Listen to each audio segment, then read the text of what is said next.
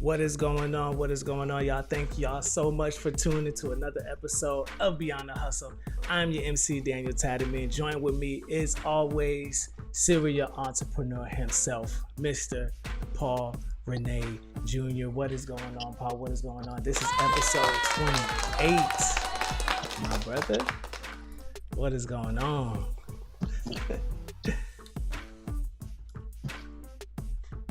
Uh-oh. Can you hear me, Paul? Mike. Yeah. All right, we're good now. Yeah. Episode 28. It's a big deal, man. It is. We were looking to just get past 5 episodes. Now we at 28 episodes, right? So it's a big deal. Yeah. It's a big deal. It's a special day too today. That's why I got on my special suit. Today we have a well-known music producer, movie producer, in the artist in the Central Florida area, a guy that I know well, and I would love to give his flowers to because he's well deserving, a hardworking man in the industry, independently moving his products out there for America to see. So America, please welcome Davone Williams as he joins us today on Beyond the Hustle.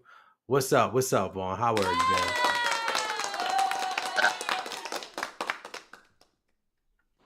Oh, sounds off. Can you hear me now? Perfect. Cool. Davone, man, we wanted to get you on here, man, to give you your flowers. You're one of the well-known producers for movies, for music out here in the Central Florida area.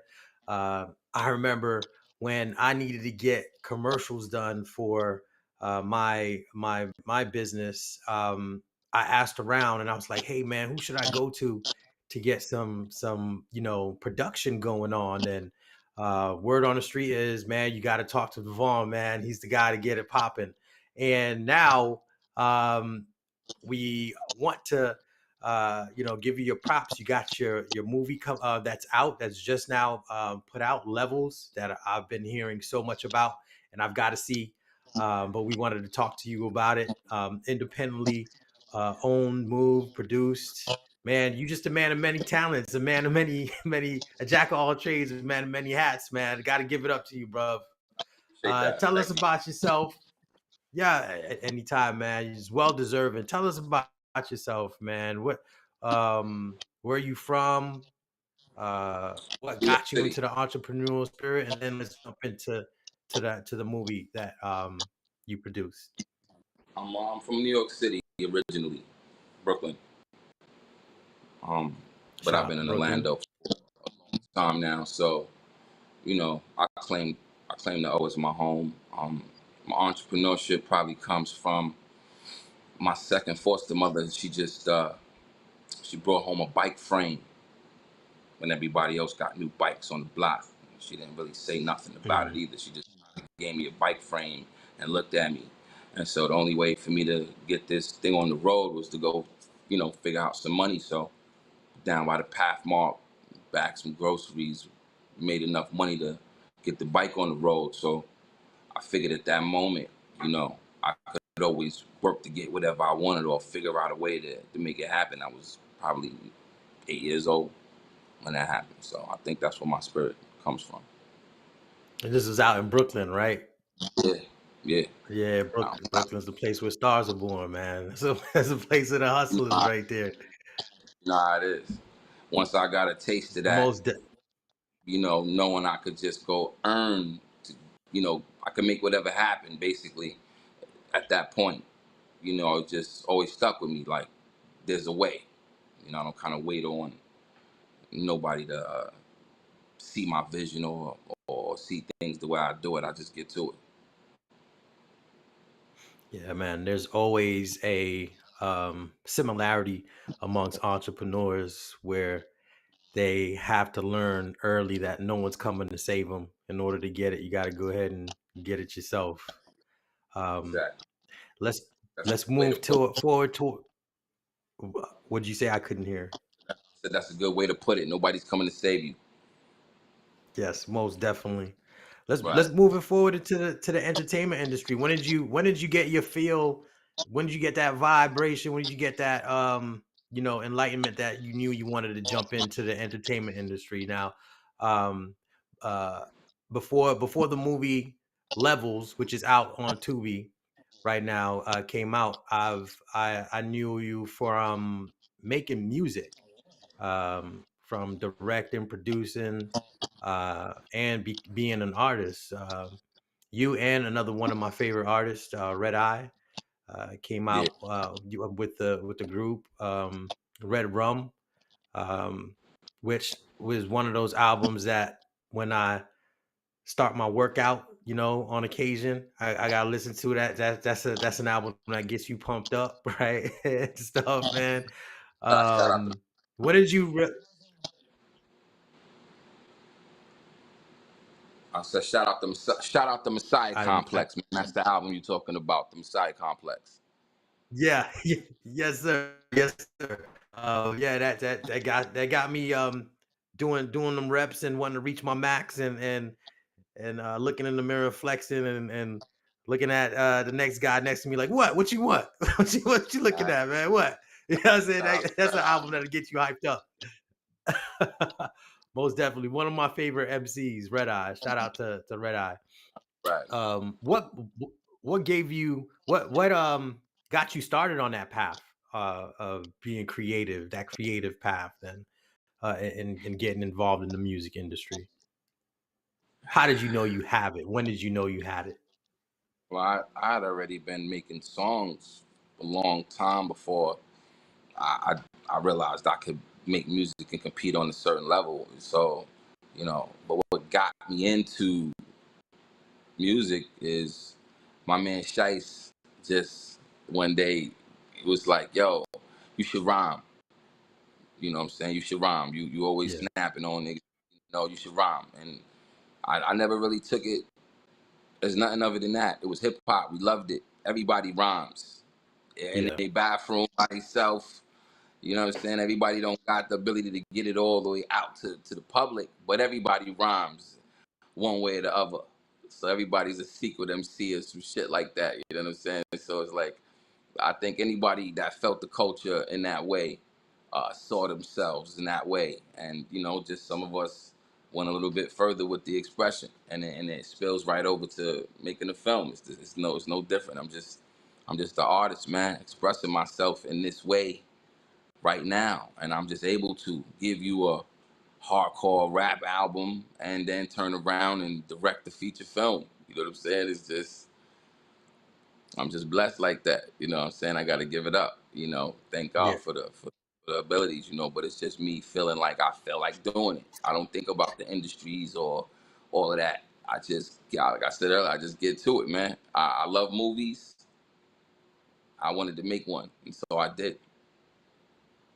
So even when you were rhyming, now shout out to the '90s too. The '90s was that era, man, where it unified a lot of different people who didn't even know each other just for the love of hip hop, right? From whether it was battling or just kicking the session together.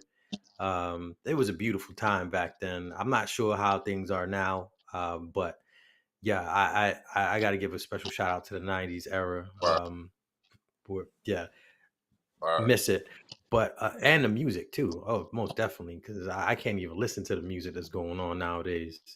Um, but yeah, Devon, when did you know then that you wanted to transition from uh, the music industry into putting the pictures out there, getting the film out there, getting people behind the I got camera? a soundtrack. I got a soundtrack on the film. It's one and the same. It's no.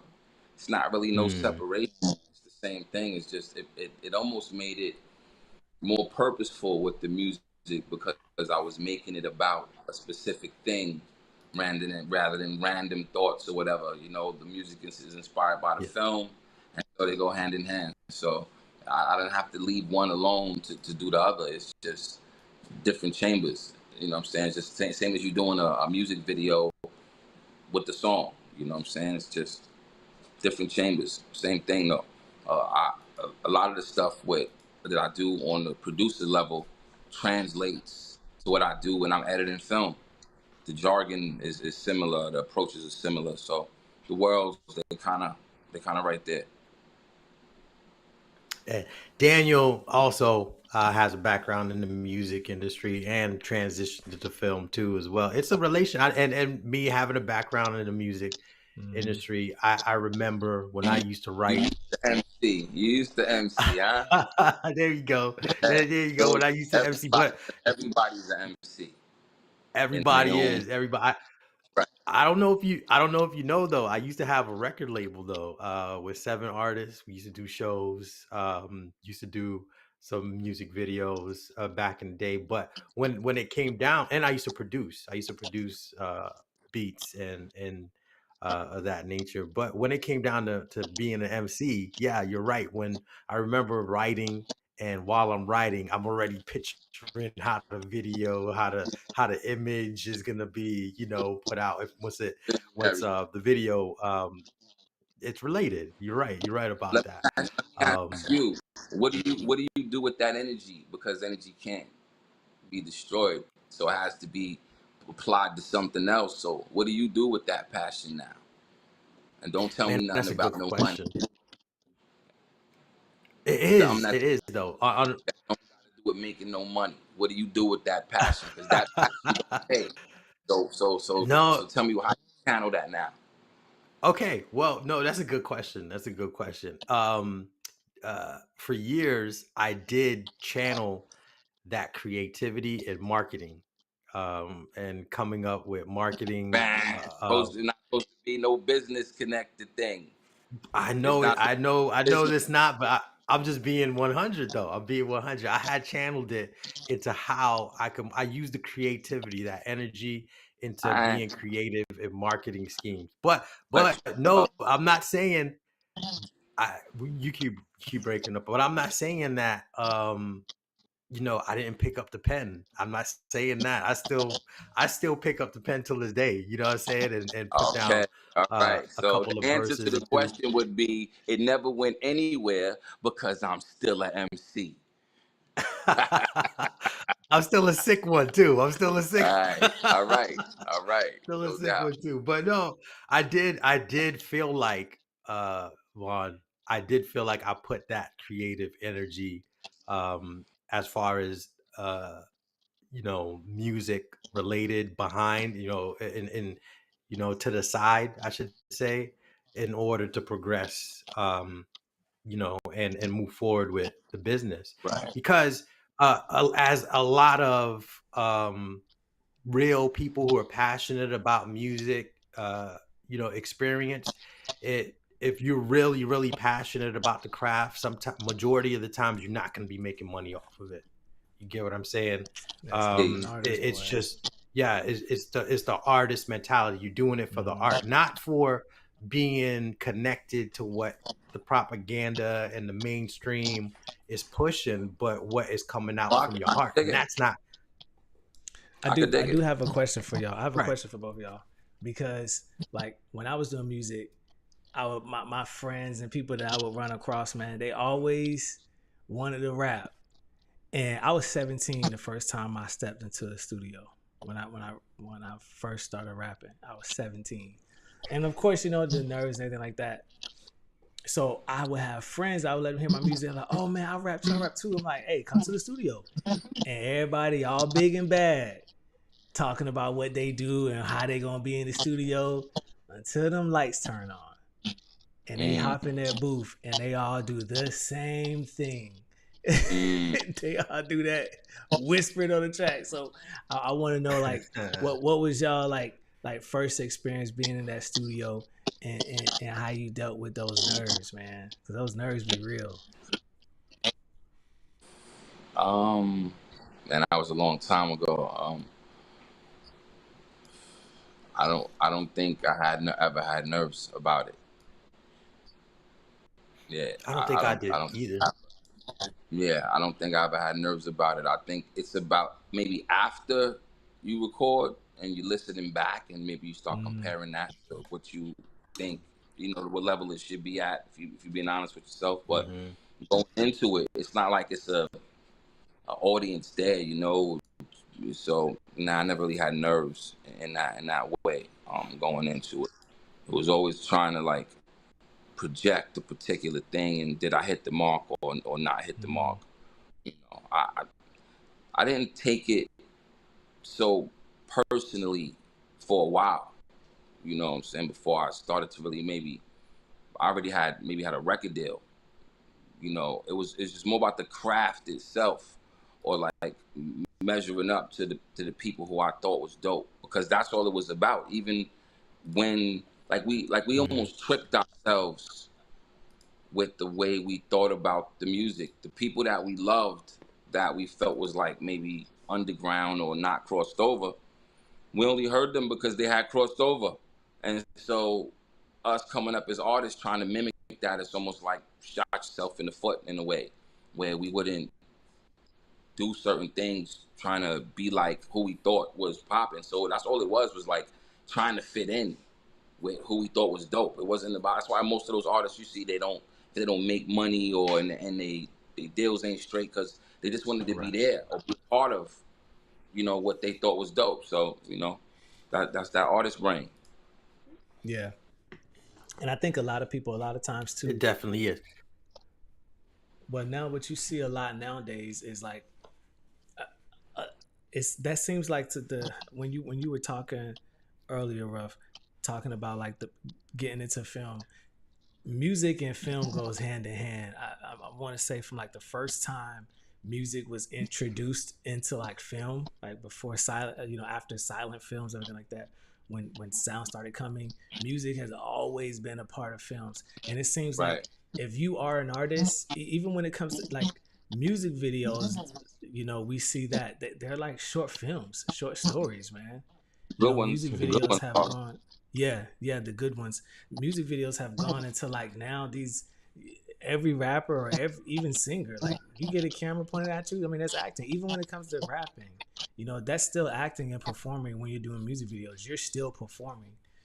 So I think that next step, even me doing music and then moving into short films and talk shows and now podcasts, like it seems like the most, I won't say obvious, but it's the most easiest and most comfortable transition to make or move to make. I mean, if you can handle the logistics of putting, all the pieces together at once and still be able to be in your creative space, then yeah. But a lot of people have ideas, but in a space where we're in, where it's going to be small budget kind of situations where you got to wear multiple hats to be able to get it done. That's where it kind of comes into play. It's like, can you handle the logistics of putting the film together?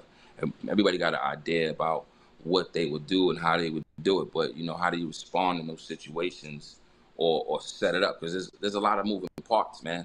Like in the film that we have now, it's over 30 something locations, and there's over 90 people in the film in totality. So coordinating schedules and locations, guys, so it's a lot more than a music video. It's kind of streamlined to this one thing. You kind of dialed into this one thing. With a film, it's just so many more moving parts. So I think, I don't know how much of a natural transition it is, what I'm saying, because you got to be somebody who could deal with all of that shit going on and still do your thing. So a lot of people can be good cinematographers or good videographers, but to make a film, what I'm saying, like I said, it's more to it than just executing the idea. It's all the teams. Imagine like a football team has all these different shits. The offense could be dope, the defense could be dope, but if the special teams suck, you're still gonna lose. Right? Every time you score, they're gonna score. Your special teams is trash. So even on the bottom side, everything has to be. It's just like Jenga. You know what I'm saying? Putting the film together and managing all the pieces in a micro budget space. Right? That's why I'm making films at. In a major film situation, and you have somebody doing all these jobs, and that'll be their job specifically. But when you in this situation here, now where you gotta manage all this stuff, now it's the different ball games. Like, with the support around you, yeah, it's cool. But now you gotta play all these different pieces to put this stuff together because again, you're working with so much dollars, so you can't hire with so many people. Yeah, You know, nah, that's true. I so we can go into that, Paul. If you want to go into that, we can go into levels and Well, just America, I just want to let America know if I'm ever jumping into the movie industry, I'm gonna have to go on there. All right, putting it together because this guy's amazing. I never even wanted to get on Tubi, but now I want to get on Tubi just so I can watch the movie Levels that's out there. Let's talk about it, right? I mean, that's the only yo, reason why I'm gonna get y'all on it. I'm gonna talking be real, about, and probably after I. but check, you talk about entrepreneurship and hustle, right?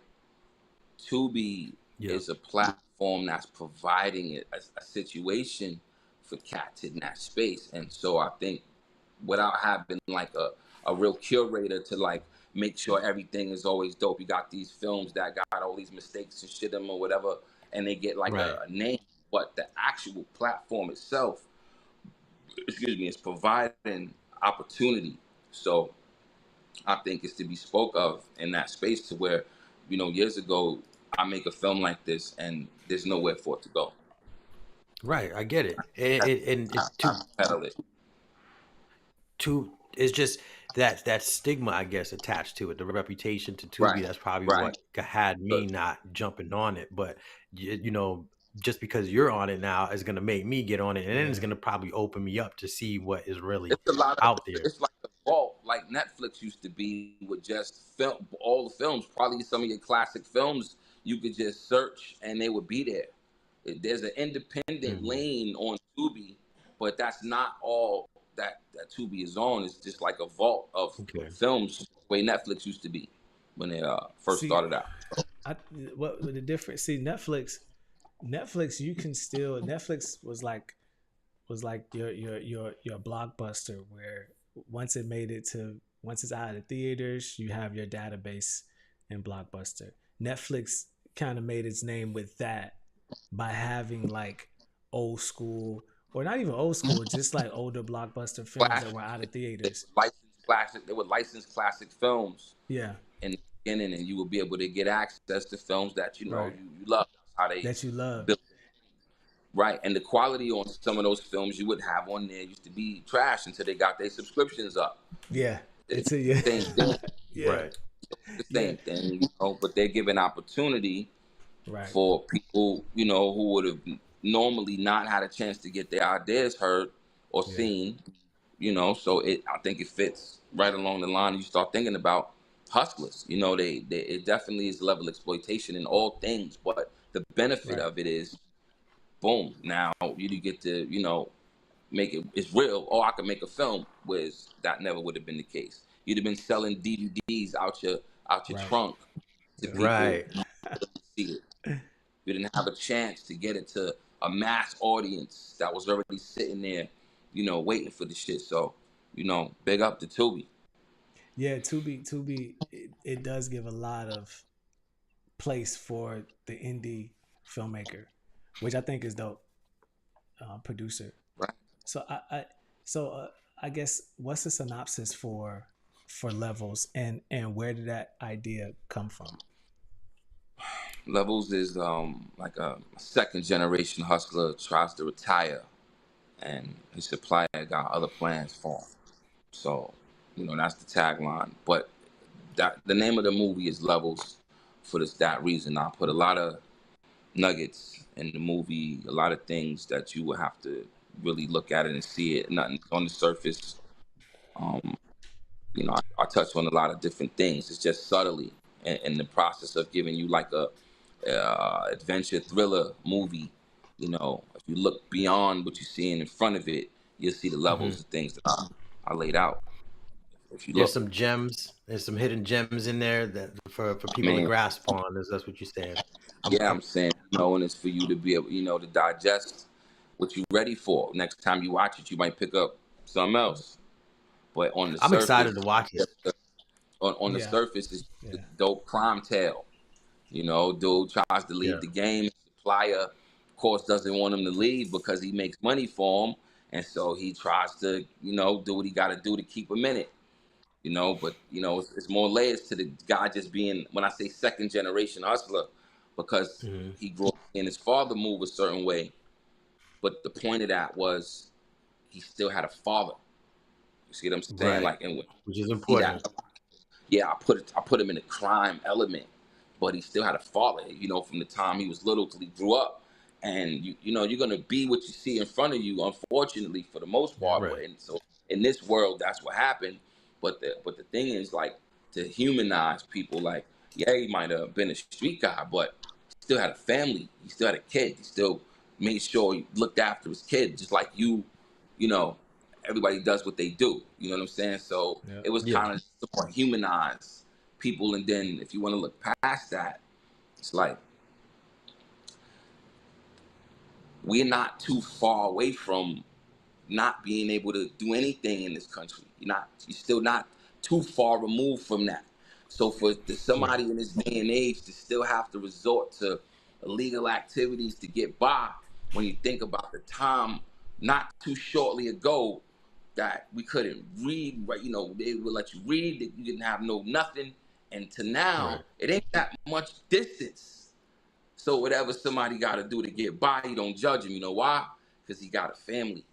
You see what I'm saying? But if you're not paying Yeah. attention, you just see drug dealer whipping coke, talking to his son. Hmm. That's what I mean with the movie. Yeah. You know what I'm saying? If you're I, looking at it Most from an definitely. art piece, if you're looking at it from an art piece, the way you would stop and look at art, then I do stuff like that in the film, right? Where I'm just trying to drive home little things, and maybe even to the youth, for them to think that things are different now, but it's all the same. Different instruments, different delivery, but things are the same. Maybe more extreme, but the same. And in the film, I wanted to show you how the younger version thought it was different, and then he realized, almost like with a fatality impact, that it wasn't like that. The same shit his father went through, here he goes. He wasn't gonna play the same game. Like, you can't play in the mud and don't get dirty. And that's what Right. this guy thought. He thought, well, my father did it this way. I'm smarter than him, so I'm gonna get in and get out without nothing happening. And then ultimately, you see that once you get in the mix of it, you in the mix of it. You know. I So I always, when it comes to indie films, man, and when it came to my short film projects, that script was like heavy important to me because of the budgetary restraints I had. I said if I can give them some great dialogue, you know what I'm saying? And when you look at it, that's what a lot of these guys that Spike Lee was like that. His scripts was great starting out because I mean that's what you had to go off of. You couldn't lean too much on CG. You couldn't lean too much on having that blockbuster actor. So like indie, you got to make sure that script is where it's at. So at least that's the way I looked at it, man. So yeah, I I want to agree. hear, did you write the script? How much care and look was that like Man, your goal, man? The Daniel's script. excited. Hold on, Rob. Daniel's excited about this. I'm gonna It's just my let it's you know my because he's jam, taking bro. these words right out the mouth. So, He's taking these right out my mouth, man. For real. And if you did, how did you put that together? Did you write it like he said?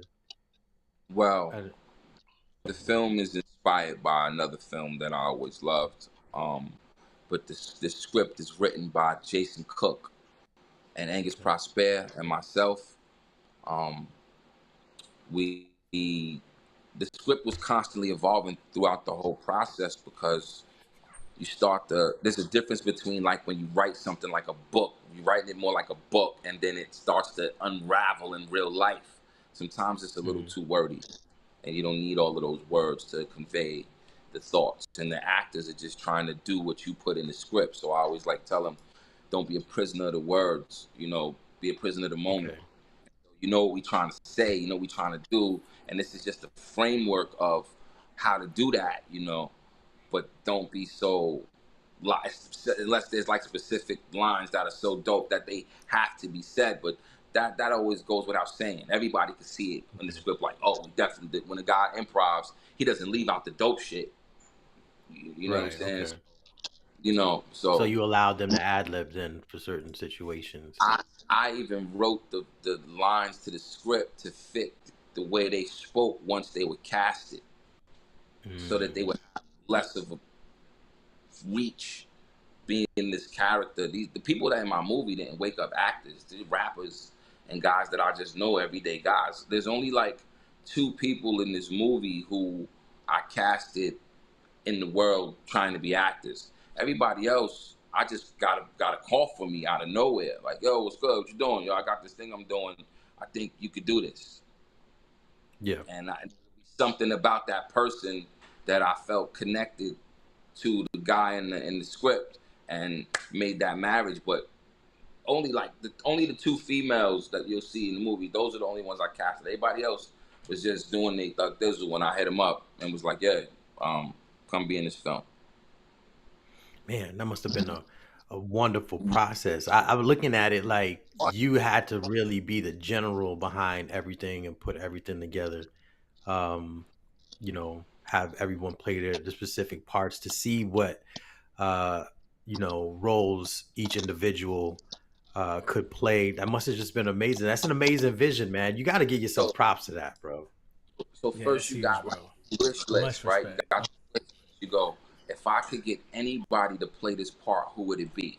Boom. Then the real world. Who do I know that reminds me of this person or has this spirit, or I feel it could conjure this spirit up? But it all starts with like the imagination of, if I could get anybody to play the part, who would it be? And so that's how I went down my process of elimination. And everybody was performers in their own right. They just didn't wake up to be actors. You know what I'm saying? So I don't know how many of them will go on. A few of them I see my guys are doing their thing, running around, acting and shit now off the bounce. But some people they just Wow, they you don't found some some some some favor. stars then, huh? Yeah, we got You found Rashad some stars, Prather, you saying? we got Charles Week. But like I said, these guys were already trying to do their thing with their music. Mostly everybody was kind of Mm, into music. At one point or other, that's how I know most of them, because it's my first film, so it's their first film. A lot of them, you know what I'm okay. saying? So and so it's cool we're able to build this team, because I got a second film already shot and at the end of the editing of that right now. So we've been able to Amazing. build, and then I got like a pilot that I'm working on, like, so it's a couple different things. It's like being in production constantly now, because there's a platform where you can express it. So it makes You, perfect sense. would you say that this first film gave you the template of how to do the rest of the films, or what? Or are you switching it up every time you Well, start a new project? when I first did the movie, it was just a labor of love. I wasn't worried about where it was going to land. Now that it is someplace and I have distribution and I can see the business of filmmaking Mm, now, yeah, I would have done things a lot different, because I know who's looking at the film on this okay. platform. You know what I'm saying? I know who's sitting there, um, what they're watching, and what they're inspired by. It's just the same as like on the marketing level when you're figuring out, your customer. So based on the fact that it's pretty much going to Tubi, there's a lot of platforms, but Tubi pays exponentially more than everybody else. To give you an example, if you make 20 grand on Tubi, you make Mhm. $900 on Amazon Prime, and that would be the next closest thing. So you see Get the out of difference. here. So That's a huge difference. you want to be there, right? Because that's where the Yeah. bread is, and so I'll have to look and see there and go, well, who's watching? 80 million users a month. Who are they? Well, 70% female. So Really. doing levels probably what I would have did if I knew that, or if I was making it for the business of trying to make money with a Mhm. film. I was just I doing something dope when I was doing levels. Now I'm kind of looking at it, a little bit more Catering objectively. to the females, basically. For Yeah. the new movie, it's called Friend Zone. There you have it. You understand? Friend zone. Hey, Hey, you got to listen, know. You Right. got to give your there. market what they want. That's the idea of an entrepreneur. That's the idea of a businessman. You have that Right. target, which Like is down the middle. creating the Saying film. I'm with the art. I'm Yeah. gonna be artistic in that space where I could try to make some money. Yeah. Is what I could do, because who knows how long the situation will stay like this, you know. No, So man. I didn't I fight, think you're gonna be you in know. the long run. What I try to do with the new movie is like bridge the gap between where when your chick asks you to watch something, you're just like Hmm. man, you don't want to fucking watch it, right? I made friends on guy friendly where you could watch this with your chick and not feel like, you know what I'm saying, like you wasting your time or some corny shit. I Yeah. put enough testosterone in it to where it's like a duality thing. At the end, at the end of this one, I want you to be questioning what you thought about the main character. Was they too nice to their girl? Was they a simp? Was they a sucker? Was they overly romantic? Like I put it in that space. So Right. it's the same. Like I'm doing a crime movie. I'm trying to make you feel something. Now I'm just doing something else, trying to see if I can make you feel something here. You know what I'm saying? Same as with a rap, Oh. right? You want them to feel Hmm. something, feel a particular thing, or the beat make them feel a certain way. It's just impacting in a different way. You know what I'm saying? But it's all the same, all the same thing. It just takes Yeah. different abilities to express some of the stuff. But I'm Uh-oh. sure anybody, if you really could, would be like, Your camera you turned on know, us. yeah, You turned to something the happened. side a little bit. Rough. Well, my camera hasn't moved. It's on a tripod. Uh-oh. So Your image So spent everything on us. is the same. Let me see if I can fix that. Well, we're having some technical difficulties. I'm pretty sure you're familiar with that then, with the the movies and stuff. Yeah, it goes. You went But no, back we'll landscape or portrait. carry on. Yeah. Maybe if you make it into a portrait screen for just him, maybe that'll change. Okay. But yeah, there we go. Back straight. So you touch it. Your attempts is to touch all corners of the market, just like the music. There's something for the club, something knowledgeable, something that's The music I wouldn't be like as liberal. Well, music no, you heard the Messiah Complex. We didn't do nothing yeah, commercial on no, there. that It's was all raw, man. That was all hard, that's man. Straight up, I ain't gonna how I lie, like man. my music. And it has some dope features on there too. I like my music. On the soundtracks, I was gonna say, I did you do put more yourself on the commercial stuff. soundtrack? Yeah, I'm on the soundtracks. It's like I got a few joints I snuck in there on the soundtrack, but it's inspired by the film. You feel me? So there's like Yeah, we spoke on the father, right? So yeah. there's a song, if I could talk to my younger self. Basically, what would you tell your younger self? Mm, And Mm. that's what that song is about. wow. Father's talking to his son over breakfast, and he's basically, when your father's talking to you, he's talking to his younger self. And so there's the double entendre for you, where literally talking to him, his younger self, in the film. And then I put it in song mode and made it personal, like what would I tell to my younger self? And then we got a feature on there for my man Two Faces on there. So I just have fun with it. With the movie, it's not so serious. Like, it's not gotta fit into no space. It don't have to be a catchy hook. It just has to relate to something that went on in the film, and that in itself was a challenge or fun parameters, like you set up, these little danger rooms for yourself. I think once you start getting so good at something, it ain't just doing it. It's trying to hit a certain thing when you're doing it. Everybody might not understand it, but you go after a certain vision, and how close do you get to executing that determines how you think it's successful. So no matter how people perceive it or not, it's just, did you get close to the thing you was thinking in your head when you conceived it? Now I got a Right. question. I want to ask you a question real quick. Oh, go ahead, Paul. You was gonna ask something? You was gonna say something? No. Go ahead, because you familiar with the film and music industry too. So go ahead. So like, I know there's a couple of people that I watch and I follow just to see industry people. Not so many mainstream people, as far as like actors stuff like that. But is there anybody that you look at their craft, you watch their craft to just study from, pick things up I on? just watched the stuff that I naturally gravitated to when I watch films. I love Guy Ritchie films. I love God, Martin Richie, yes. films. You know, I like gangster films. Brian De Palma.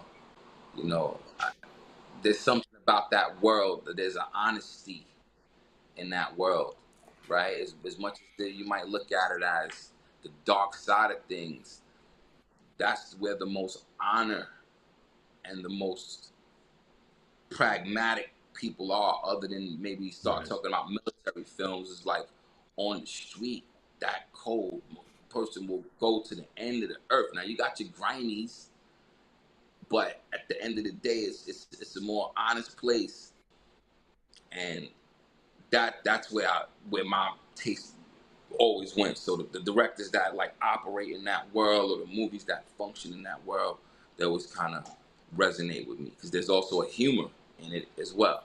So it's that thin line that I think I appreciate. I don't normally like to watch films where someone's gonna make me sad or shit like that. I want to be entertained. You know what I'm saying? And I guess when you start thinking about like a bad guy versus a bad guy, it's okay if they hurt each other in a way. It's like, it's not like an innocent getting hurt or something. So I think there's a levity there too as well. You like, almost like when you're watching a boxer, you don't feel sorry for the boxer because he got punched. He got in the ring. You know what I'm saying? It's just what it is. So I think that's why I kind of gravitate. This is what he signed up for. This is what you signed up for. Right. So for me, it's the market too. One of the actors that I follow somewhat, Michael Jai White. He's like a action film guy. He mentioned Davone. He mentioned that the reason why he does a lot of action flicks is because that's what's mostly accepted worldwide. He said his movies might not pop here in America, but in other countries it's popping. You get what I'm saying? So he's like, I don't really care about how they take me out here in America, because they're over there, watching my movies all in different countries that, a lot of people don't understand that. He's like, yeah, all that comedy is cool, everything is cool, but what makes the bread is the action flicks. He's like, that's why all these guys like Steven Seagal and Bruce Willis, my Nicolas Cage, all the guys that aren't as big name as they were before. What's his name? Wesley Snipes. They always continuously did action flicks because they didn't care about how they were received here. He's a very charismatic guy. You're talking about guys that can command your attention with a big presence. It's not more. It's like the action's cool, but look at these names that you're naming. It's like it's not like three bumpers doing this shit. It's like the guys. You know what I'm saying? And Michael Jai White, I think he fits into it because he could fuck you up for real. So for real. That's a big dude, ain't he? Well, now, you know what I'm saying? You respect his movies, you know what I'm saying? Because you know what he do to you for real. And so that's why he gets in, I think, into those spaces. But the Black Dynamite, Black Dynamite and Michael Jai White, that's my shit. You know what I'm saying? Yeah. Kills it in that shit. It's the black exploitation shit. It's real funny. But again, he's in that space with those guys, skill wise and everything. But when you start talking about Nicolas Cage, Wesley Snipes, you're talking about fucking Hall of Famers. Of course they doing well overseas. They do well everywhere. They're making movies like every month, Right. Yeah. Nah, that's the Black Dynamite is that is one of my favorites. I didn't know. I think he made he was behind the voice of the cartoons, the Black Dynamite too, wasn't he? Did he come out with one that wasn't a cartoon? I can't hear. I don't know. Me or you guys are getting a little static, and I'm good on power. So it's probably I'm clear over here. Did he make one that was not a cartoon? Because I watched the episodes, the cartoon episodes. Yeah, I'll fill y'all boys in on something. I don't really consume shit. It's like whatever comes past me, like organically, I grab, but I don't really listen to music. Like take a break. Let me listen to music. If I'm in the car, playing or whatever, but when I go to sit down and watch, it's normally for study. Right, I can enjoy a show, but look at technically how they're doing it, and try to filter that into our world and see how I can grab some of that stuff. But I don't really sit back and absorb and consume content without a purpose. Entertainment. Right. So So I when bet I you go you to see listen, like the mistakes that movies do and all that when you watching it. You're like, oh, I Continuity, see they crazy, did this, they did that, right? crazy. That right, Bro, right. I'm And must bro. be so awesome vision. My make no wife be. I'll be driving my wife crazy with that because I'll be like, babe, did you see that as a continuity issue? I'll rewind it. I'm like, look at this. And I'm like, bro, and I'm like, why they edit that? I'll go back, rewind, like, look at that cut. That was a did it weak hurt the cut. story? Like, did it hurt the story? Is what I'm starting to look at a little more. Like, if the story's not affected, then people don't care, That right? you right about that. Of us, there's only a percentage of us that's watching the movie like that. The rest Yeah, of Right. the people, if it was up to us, we would say, hey, oh, it's terrible because we're looking at it hard and nobody would win. We need those people who are just like looking at the fucking story for what it is and yeah. not paying attention to all of that technical shit. But you know, I'm a nerd with it too. But I do understand that this is I can't even the guy that's paying attention to the shit I'm paying attention to. I can't please Yeah. him no matter what I do. Right. Facts. Now, what? See, there's a like so movies that really that I watch and I don't find any of that. Man, they go up here. I'm gonna tell you a movie that's up there for me. Oh, sidebar. Oh, what's up, babe? She said facts. Wifey's watching. What's up, babe? Um, so like I want to watch Sinners because Sinners they shot on like actual film. Like they shot that on film. It wasn't shot like digitally. So I really want to watch that just for I want to just see that. Cause I had man film was when I was younger, dude. But a movie that really caught me and I watched it multiple times was The Book of Clarence. That movie with that soundtrack was just like it was like really good, man. I'm not gonna lie. They did a really good job on that. Not just because it was produced by Jay-Z, but So and that was like I a didn't, draw. I But I like I didn't Lakeith see Sinners yet. Stafford. I didn't see Sinners yet. I got a But question for you, Ruff.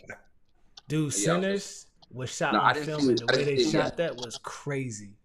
So like But I'm gonna for tell you study, this: bro, yes, check that out. And I want to hear what you think whether about that. whatever they whatever he did with film, right, is a preferential thing. But believe me, they could do whatever they want digitally to achieve Yeah. that look as well. Right? You That think was a they can do that nostalgia digitally? choice. Because the frame rate, the way he shot You that ever with that seen the frame rate, Marvel movie? which Yeah. one? You ever seen the Marvel movie? Think about what's happening in the Marvel movie. That we're talking about a texture or a look. Think about Right. what they able to Right. do in the Marvel movie. So if they wanted to, they could mathematically look and go, "This is what's creating this look." Boom, we created digitally as well. It's a whole another space. What he did was an art piece, Yeah. right? By saying I'm gonna spend my money here to express this Hmm. energy. That's an art piece. You feel me? So when you see that, that's not a see thing. That's a feel thing. It's gonna make you feel Mm. something. You've seen that look clean or look whatever, but this shit is gonna make you feel something, and that's the whole fucking point of shooting it in such a in today's world, the unorthodox way. It's not just the film; it's the ratio that he Yeah, shot the it in. ratio that I've he done my shot it in. studies Yep. about the film, even though I haven't watched it.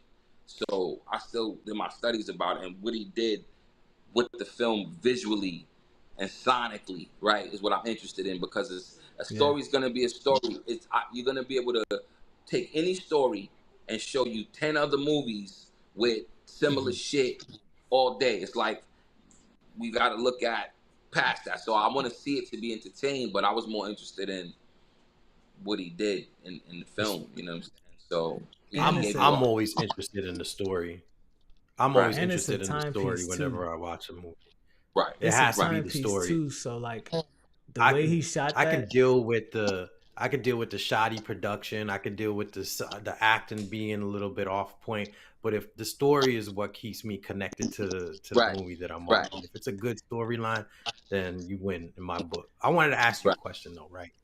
Okay, so you got the first one out of the way, the first movie out of the way. Do you feel like there's kind of like your own type of uh style that you're putting behind movies like that whenever someone watches it they're gonna be like, yeah, this is Well, I would have a to have more Davone than one. Williams film.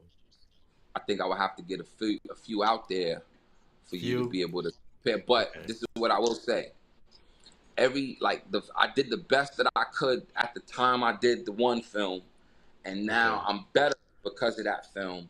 So regardless of how much you might like the story in the new film or not, I'm just Mhm. better at making films now. Period. And that'll You keep just getting continuing started. to happen. Right. That'll keep happening. I'll keep getting better at making films.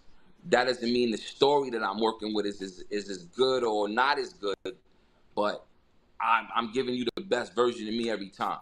That's it. You know what I'm saying? No matter what the story's about, boom, this the best version of me at that moment. And now I pick up and it's the next one. So no, there's no All you comparison doing is between. powering up, man. All you doing is Yeah, powering up, gaining that wisdom, gaining that knowledge of what film's doing. And dude, if you are any as good as you are with the lyrics and the music, I can see you just being phenomenal with the film, bro. If I ain't gonna lie, man, I gotta really.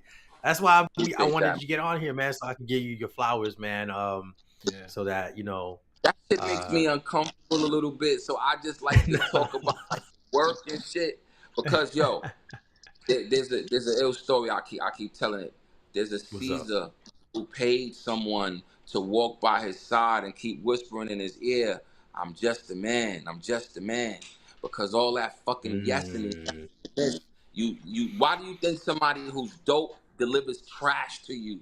Because they had a bunch of people telling them that everything they do is so good that they've yeah. lost touch of what the fuck the difference is. So for me, it's Mhm. like I just try to, and it's all beautiful. And one day when I don't have shit to do, I probably like want to or talking shit to my grandkids, like yo, Pop was ill. Then we could do Yeah. that. But like right now, it's like I'm just trying to get better at the shit that I'm doing and keep it straight. Like when a horse is running a race, he just looks straight. And so I like let's talk about the work. That's why like in the beginning I was like, Mhm. yo, did y'all see it? No, okay. So we couldn't really get into the intricacies of it because that part of it is like I want to know did it connect, right? So I'm talking to you guys. You Yeah. got a film interest. I know you understand pop culture. I would love to have known how it affected you guys and then us have that conversation and Okay. exchange in that space was where I was hoping it could be because it's like you, the So understanding of what it's trying to do. People talk about films and rooms and what did that guy mean? What did he say in that moment? Or that kind of thing. Like just I love films, so it's like just as much as I love hip hop or whatever. I'm into that art imitating life, life imitating art kind of thing. You're always acting. Everybody's not. If a person got the real version of you, could you make $1? You see what I'm saying? The shit Yeah. in your head. No, you have to present yourself in hell a yeah. You always on consumable way, stage. right? You have to present yourself in a consumable way, so Yeah. you're Well, I'm acting, but it's glad. I'm glad we get to get the essence behind the movie first before we watch it. And then when we watch it, we're gonna give a review on it and talk Nah, yeah, about it. we're gonna Which have to. we We're don't gonna mind have getting you to. back on again We're if gonna you have down to. for it too. And then we can I'm, talk I'm about always it much more in depth, man. For real. down to kick with Um, y'all, bro. You gotta send me the trailer too, man. You gotta send me the trailer because I wanna play that before we do your snippets and stuff, and even after, dude. Um, Well, you but could just log onto the website from where you are and grab whatever. It would probably be a little easier. Levels oh, grab it that way. Yep, it'd be easy for you to Okay. grab it. Let me have Um, to send it. so but before we get out of here, because we about to touch an hour, man, I want to get into some reactions, dude. I want to get into some reactions, bro. So I got a couple things I'm gonna play, and then we're gonna talk about it. Paul, I put something in here too, bro. You okay. know I gotta get you because I gotta get Paul's Yeah. raw reaction to some stuff. Yeah. This is where he likes to see how I'm gonna So react to some of the things so that's out here. And I got. oh boy, I'm gonna I'm here gonna we I'm gonna go. do one you sent me. I didn't watch any of the ones you sent me, but I did drop one No. in here, bro. I'm just gonna let you. I'm gonna give you a heads up that I did drop one in here because I want to see. Y'all know Warren Buffett, right? So I don't. Warren Oh yeah. Buffett I don't at know. the Berkshire Hathaway annual shareholders meeting, which is his company, he said this: quote, if we send a check like we did last year, he's referring to his company, the tax check that he wrote for his company. If we send a check like we did last year, and if 800 other companies had done the same thing, no other person in the United States would have had to pay a dime in federal taxes. Wait, I don't understand what you're talking about. You know about? I haven't heard about this. Warren Buffett paying his taxes. He had paid like I think it was $5 billion in taxes, Wait, something what? like that. Wait, so Yeah. his taxes that he paid? And so he's saying yes. So he's saying if all the top companies out there paid their portion of taxes, then no individual in America would have to pay taxes. That's what he's saying. Ain't no way, bro. Yeah. So End quote. So do y'all know that that income tax based on the Constitution is illegal, right? That's the whole reason they founded America, ain't it? Like no taxation without representation, Boston Tea Party, the shit they taught us in second fucking grade, ain't that the whole thing? There was never listen, fellas. Until 1942, I think, they implemented the wartime tax. And that's around the same time that women went to work in overalls and all of that happened. There was no federal tax until we was losing the war, the Second World War. So it's not a thing that's even been going on that long, and it's just fundamentally, doesn't make sense based on what they beefed with Britain over. So my reaction to the whole thing is, it's all like only makes sense if you pay attention to that shit, because your mortgage is due still. Yeah. You gotta eat still, right? And that's my reaction to it. Warren Buffett, $5 billion, whatever. Which was nothing for him, right? He ain't worried about what the fuck. Because that was a percentage. That was a small fraction of what he was making. So, right? They don't want to pay my taxes reaction anyways. My reaction is bro. the president said it's stupid to be paying taxes. That's that's my reaction. Bro, he got off on his taxes, bro. That's why I'm here though. That's why I'm here to help people limit the amount of taxes they really have to pay. There you go, Paul. Tax 2123. Yeah, it's a mission.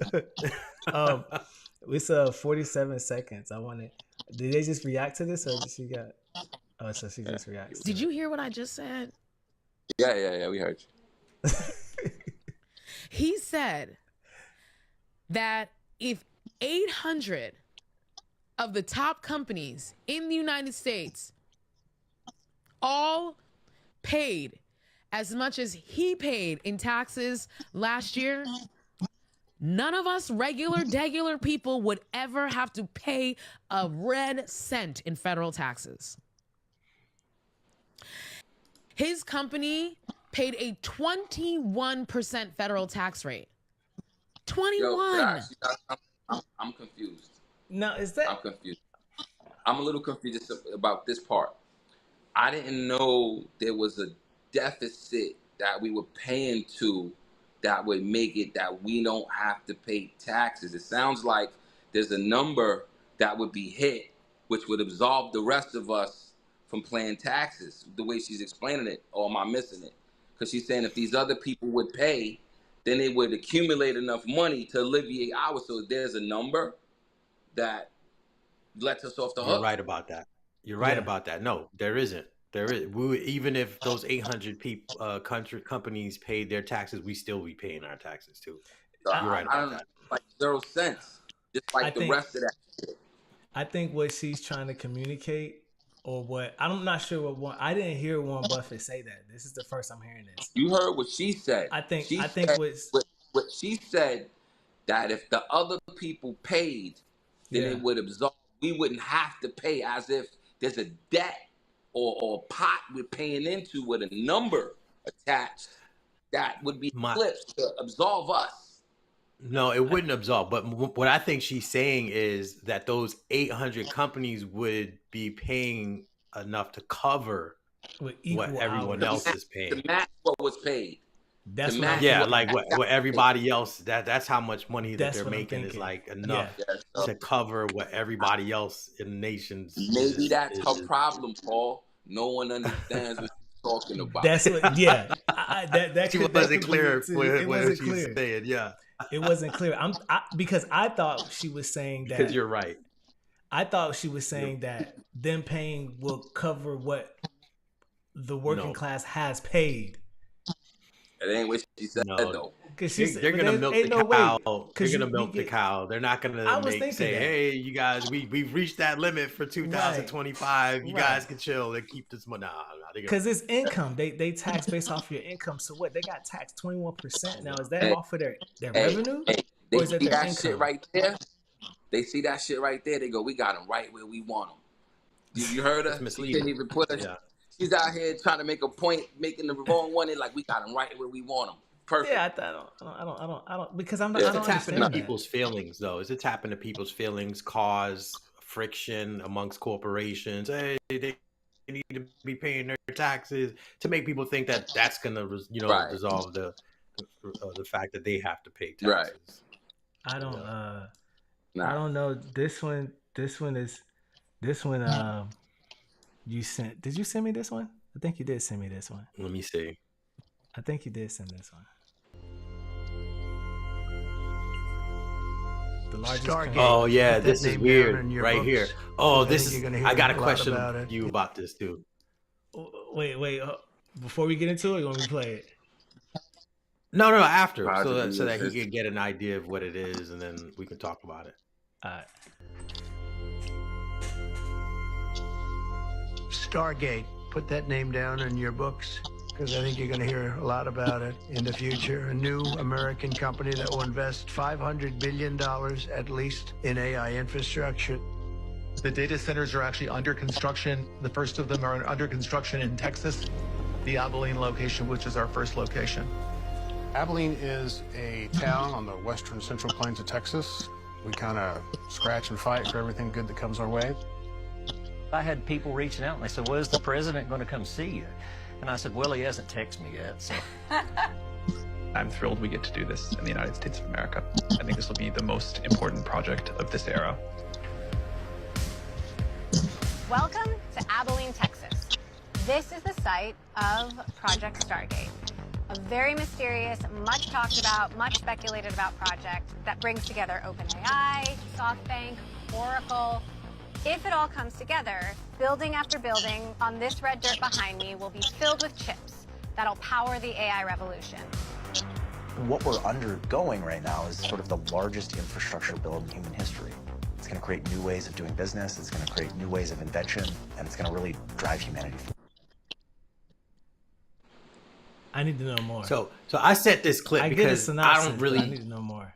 Right. I don't really know what's going on, but I wanted to ask Davone a question in relation to this, because this clip, it took me to a different essence. It took me to me wearing my tinfoil hat. I mean, just that picture alone looks like a motherboard right there on the computer, right? So and it helped, and it made me think about CERN, made me think about all these other things that's out there, and I want to talk. But it's saying that they're building this big computer chip of building, connecting buildings type of stuff that deals with open AI and the infrastructure. How do you think AI affects the film industry, Davone? How is it complementary? Do you use it, or do you think it doesn't have any? I definitely use AI. I definitely use AI. It's a tool like anything else. You still need someone to tell it what to do.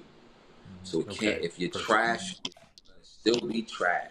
It ain't gonna make you dope, because you ain't gonna know how to talk to it to tell it to do what you want to do until they start doing that for you. Like, okay, for instance, everything is set up now kind of prosumer, right? Where you can get on an editing software or a music software, and there's presets set up to help you kick EQ, or here's this color preset to help you guide you through so that your shit be kind of not trash, right? Right. Keeping you in the Mhm. ballpark, right? But Yeah. then there's those people. But then there's another layer where you still got the people who was dope in real life now using this Right. shit. So that's what you gotta think about. Like the motherfuckers who was already dope now got more tools, and they already was better than you. So that's where the problem lies, in more so than is it replacing those, enhancing and things that you couldn't do, you can do. I totally agree with you. We lost him. think I totally agree with him on there. Hopefully we can get him back on. Would hate to lose him the whole rest of the podcast without, you know, giving him his you know, graceful bowing out and everything. But yeah. a graceful exit, I should say. But no, I do agree with him on that. And I remember we had this conversation. Hopefully, while I'm saying this, we can get him back on just so we can give him a, you know, graceful farewell off of the podcast. But I remember we talked about this. I think it was the last episode about how AI, and I don't know if you're able to get him back on, so we can get him a graceful farewell. But we talked about how AI was defending itself somewhat. Now I'm not talking verbatim, that video but clip that we that's were talking about. yeah, that video clip that it was doing whatever it takes. It was you know, throwing itself over here and this files that fighting, replicating itself just so that it wouldn't be deleted. And then it started blackmailing somebody, right? It started like saying, "Yo, if you try to off me, if you try, you know, if you try to unalive me, I'm gonna start telling your wife what you doing." You know, and stuff like that. And so based, you know, again, I think it was someone behind it that was I you see know, what you're saying. giving them the instructions to do what it was, because it's I think we're getting the misconception of what AI really is, based off of my opinion. And I'm not no AI expert. I might be wrong. Hit me up, America. Someone out there listening, let me know if I'm wrong or not. But AI has been around, man.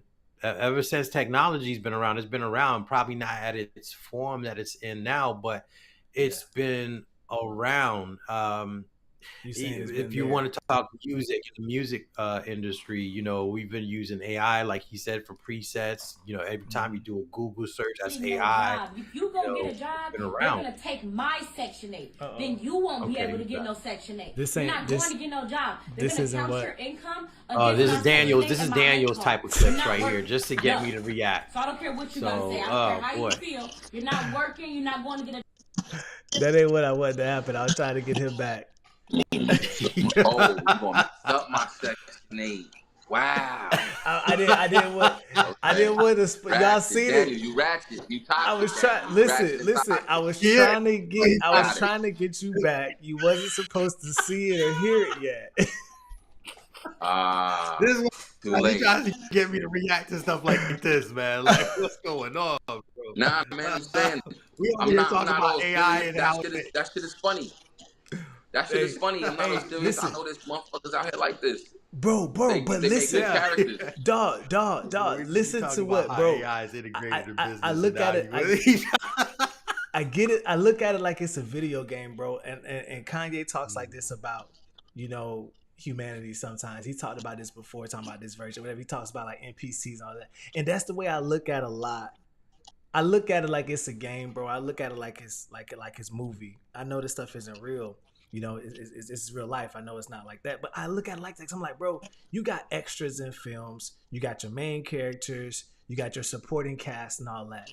In video games, you got your main characters, you got your NPCs. You know, there's just this random that's out there. They just created just to die, right? You know, call it, GTA and things like that. And I'm like, bro, I look at people like that. I'm like, you have to be like an NPC, way more advanced. bro. Like that's advanced. That's pretty advanced, more than it is. When you start thinking about like genres, right? Like we're still dealing with Edgar Allan Poe from the 1800s. Man, his works determine what today's genres still are right now. So it it's not it doesn't take a lot, right? It's simple. It's a human experience. It could be in outer space. It could be in zombie apocalypse. It could be in Hell's Kitchen. It could be in the Old South. It could be in corporate America. It's still gonna be the same shit. It's the human experience. So it's like, how is this one being displayed? Who screwed over who that way, or who helped who, or who overcame, or who is the bad guy? These are all, it's just the landscape, man.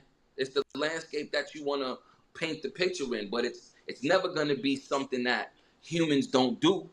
It's going to always be human experience, but just where are we playing at today? Are we playing in the sports world? You know what I'm saying? Yeah. It's not as complicated as what I realized. So I thought I had a car showing up for a scene, right? Supposed to be this foreign car. The guy's coming outside. His man is waiting on him. They all cool. Fucking car, they ain't show up, right? So it's like, what we gonna do now, right? How do we make that connection with the two characters? You know what I did? I had my man, when he went to the elevator and hit the door, opened it, homeboy was already waiting on him like they was locked in, right? Okay. So it wasn't as fly as the foreign car and all of that pizzazz, but it's like, yo, this is the guy that's holding you down. And he's so locked in with you that when you was about to get on the elevator, he was already right there waiting like, that's filmmaking to me. That's when the moment when I started like, oh, I'm making a movie now because I'm able to push your buttons without shit. Right? Just knowing how people respond or how you would feel about seeing something. It don't gotta be all of that shit. The dopest shit is gonna be the smallest things. Yeah. Yeah. The bells and whistles show how you like you support it, no doubt. But if I take that shit from you, now what you got? Right? Right. So right. That's the frame. That's what That's you what's see up. in between that fucking frame. So it's like, what is the point of this moment? And you what can have we all the do bells to and get whistles. that shit? Like, you trying to make dinner and you don't got this or that. We still got to eat though. Still got to make it happen. Right. It might not have had, the smoked paprika this time, but we're going to substitute that with something because we know what the smoked paprika would do to it. So how do we make that happen without it? That's fucking making the film. That's and right? Because shit doesn't go wrong. Your ability to pivot in that moment is dope. I before we get into this, because I didn't. This is crazy. This what she says is crazy, but it made me think of like when you're talking about where we're gonna play at today, where we're gonna human today, what set are we acting in today, what set are we on today. My brother was telling me about Marvel and how Marvel, the reason why the Marvel movies hit so hard, like the Iron Mans and all that. That is before they got now. Now I don't know where they're going. They too woke for me now. But anyway, It's like before. And he was talking about the way that they did their script. They didn't write, Marvel didn't do a superhero movie. They took a buddy cop movie. That's why the scripts hit so hard and the stories were so heartfelt, because they took these movie scripts, these buddy cop films, and they just used superheroes. They took this, coming of age story and just took ordinary scenarios and interjected and made superhuman people in them. And but that's what made it hit. I'm saying. That's any story you look at the shit. It's gonna be the ordinary. Like, you love Forrest Gump. What did this nigga do so special? You know what he did? Nothing. He did what he wasn't supposed to be able to do because he was retarded. And that's why everybody loves it, because it's an underdog. They want to see the guy who shouldn't do. And that makes them feel good about their shit, or gives them some crazy hope that they could do it. That's all this shit is, bro. When you start understanding, you gotta make somebody be able to feel like that could be them, that could be their escape or whatever. When you talk about Marvel shits, those kind of movies, they're pushing buttons. You know who's dope at that? Sylvester Stallone. All those movies make you feel something on the same level and just push buttons. Yeah. Because he's using the moment of what's happening in the world right now, tying that shit in so perfect. That's big movie making, I guess. But then there's, we come down on a more ground level. We're not making it for everybody. Like, those is like, like I said, you tap it into human experience, right? And everybody has someone they love or someone that they've lost. We're united by things that bond us as the humankind, right? naturally without ever meeting you or knowing you. There's things that bind us that we're automatically, uncategorically going to agree about more than we disagree about being human. And that's how when you start thinking about, well, what's my movie going to be about, right? Or what's going to think, and you start thinking about who's the pool that you trying to service, or is it just a raw idea that comes from somewhere, or you know, a story that intrigues you, and you hope that everybody is influenced by it, but there's maybe this little niche of shit that you totally dialed or intrigued about that makes you interested in the film. Like Godfather's a book first.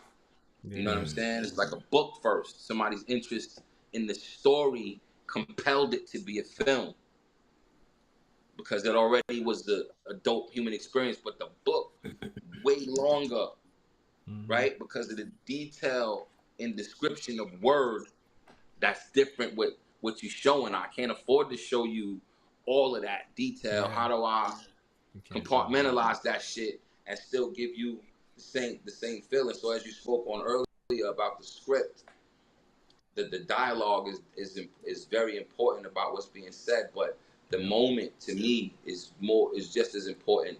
What moments you trying to push forward, you know? The film can have all the bells and whistles in it and everything that look good, but still be whack. You get what I'm saying? Right. So there's $100 million movies that you don't like. Yep. No, man. Snow White was happens one all of the them. time. The one Snow White just did with Disney. That thing was a flop. Them boys lost so much money with Snow White. So let me ask a question again, if you don't mind. So, how do you feel about the rebranding of characters that were traditionally one ethnicity, and now that energy to change everything to something else? How does that sit with you? It's something that you grew up watching. Man, that to me it's intent, right? It's intent. It's cool that you wanted to make Ariel a black character, right? They took Ariel from being white to black. It's cool that you wanted to do that. Your intent wasn't pure. You was pushing this woke agenda, right? They made Silver Surfer from Fantastic Four a woman. It's cool that you want to do that. I don't mind that. I didn't even know that. In the new Fantastic Four, it's intent. You didn't do that because you were just trying to make a spin and the actor was all that. They made Silver Surfer. They made Silver Surfer a woman. A female. Silver Surfer in Fantastic Four is a female now. Oh, you know what they was trying to say? They're trying to say that God is female. Silver Surfer in the comics had the power of the cosmos. He tapped in. He was on another level, right? That was old boys. Almost he like was godlike. So by turning him female, that's what I get it, because I'm a big comic guy. I love comics when I was a kid. I don't deal with today's Marvel, but the old shit. I had a bunch of comics when I would always. Which one was your favorites? Which one was your favorite comics? Spider-Man is my favorite. Spider-Man. See, you right here. And then Wolverine. You right here. Spider-Man is my favorite Marvel character, bro. Right. That's my favorite. Like I had, like, when I moved Batman, out of my parents' house. From DC, Batman was mine. Comics, Batman is my shit. Batman, Spider-Man. I think I could fuck with Batman more than Spider-Man now that I'm older. But as a kid, you know, Spider-Man, just something about him. I got Spider-Man #1 in the black suit. Oh, the Venom. When it switched over to the black suit from Secret Wars, I got #1. Now, I had Punisher and Batman, only because they were the two that did not have any superhuman abilities. Right? See, that's why I liked them. That's dope. Yeah. I see. So my thing is intent, and I think the way that they're doing it now, the intent, Disney's intent is just it's not in the right place. So I can't appreciate the changes that they're making because their intent isn't pure. It's not in a real place. So they made the Human Torch. They made him black, right? Michael B. Jordan played the Human Torch in like the first rendition, earlier rendition. I'm fucking off. I told you I don't be watching shit. I'm off. Oh, dude, when that superhero stuff, even if I don't watch it, that and anime, bro. I'm a huge anime. I watch more anime than live action. I'm just a fan of the stories are better. Let me ask you this: did you in Black Panther? Was Michael B. Jordan's character justified in moving how he moved, or you thought he was right? So the fact that he's vilified, that is the part that people watching it right next to me is not seeing the shit. It just let me know how well weaving that shit was. You know what I'm saying? In front of people, because I'm looking at this shit going, he's the bad guy. Dude, what is he really wrong about? What I tell you, bro? All they did, now go with me on this. All they did was take Malcolm X and Martin Luther King and put them in Black Panther. Stop playing with me, boy. All they did was take, and so that's why I think. Well, Disney, who's the sympathetic figure then? I mean, of course, that's Martin Luther King. Because T'Challa is Martin Luther King. Chadwick I'm not really a Martin Luther King fan. That's Martin Luther King. I'm not really a Martin. So Malcolm X is Killmonger. So remember in the comic books, Killmonger was always on that tip. When they introduced Black Panther into, because Wakanda is based off of Africa, period. Because remember when Stan Lee even introduced the whole Black Panther character, that was based off of the real Black Panthers. So, and that's the reason why that character was Black Panther. So all the Stan Lee shit is based off civil rights. Based off of civil rights, exactly. So, Malcolm and Magneto and exactly Xavier.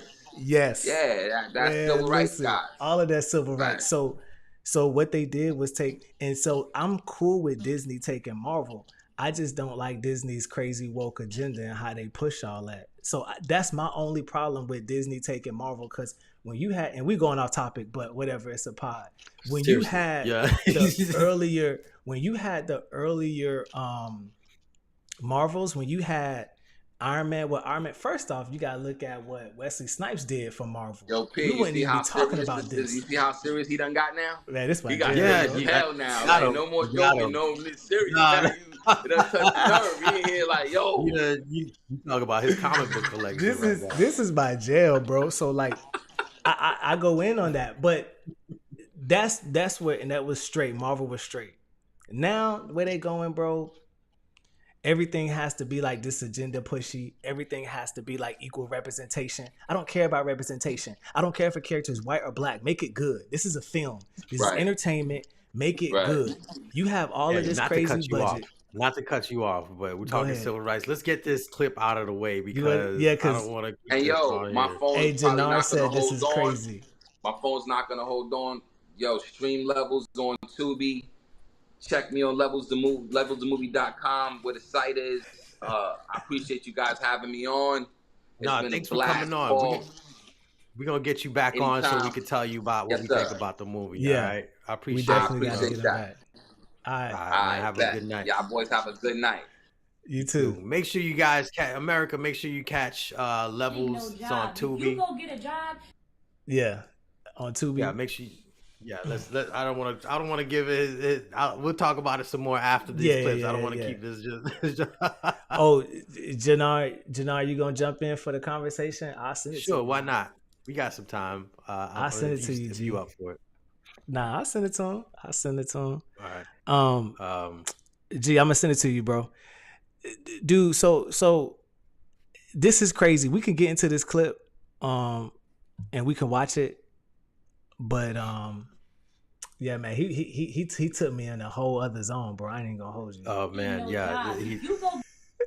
Go ahead. What you gonna say? Plethora of wisdom, man. That's a guy that made me see how hard it was. I remember with my first couple of commercials, and I'm taking, we gotta take this shot, that shot. I'm like, man, it's harder to be in the film industry, right? I'm that's some stuff I can imagine what actors and models and stuff have to go through, and for him to have the patience and the wisdom, the vision, oh my goodness, his vision is unbelievable. So once this clip gets off, I'll elaborate more on his film. I don't want to have it associated with his film.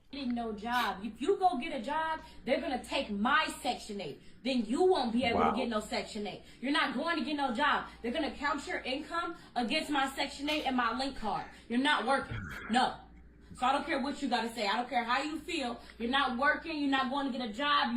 You're not going to school. You're not doing none of that shit. Get on Section 8. Wow. Find you a nice apartment. Go get you a link card. You will be fine. You don't have to sit up and work. You don't have to work no job.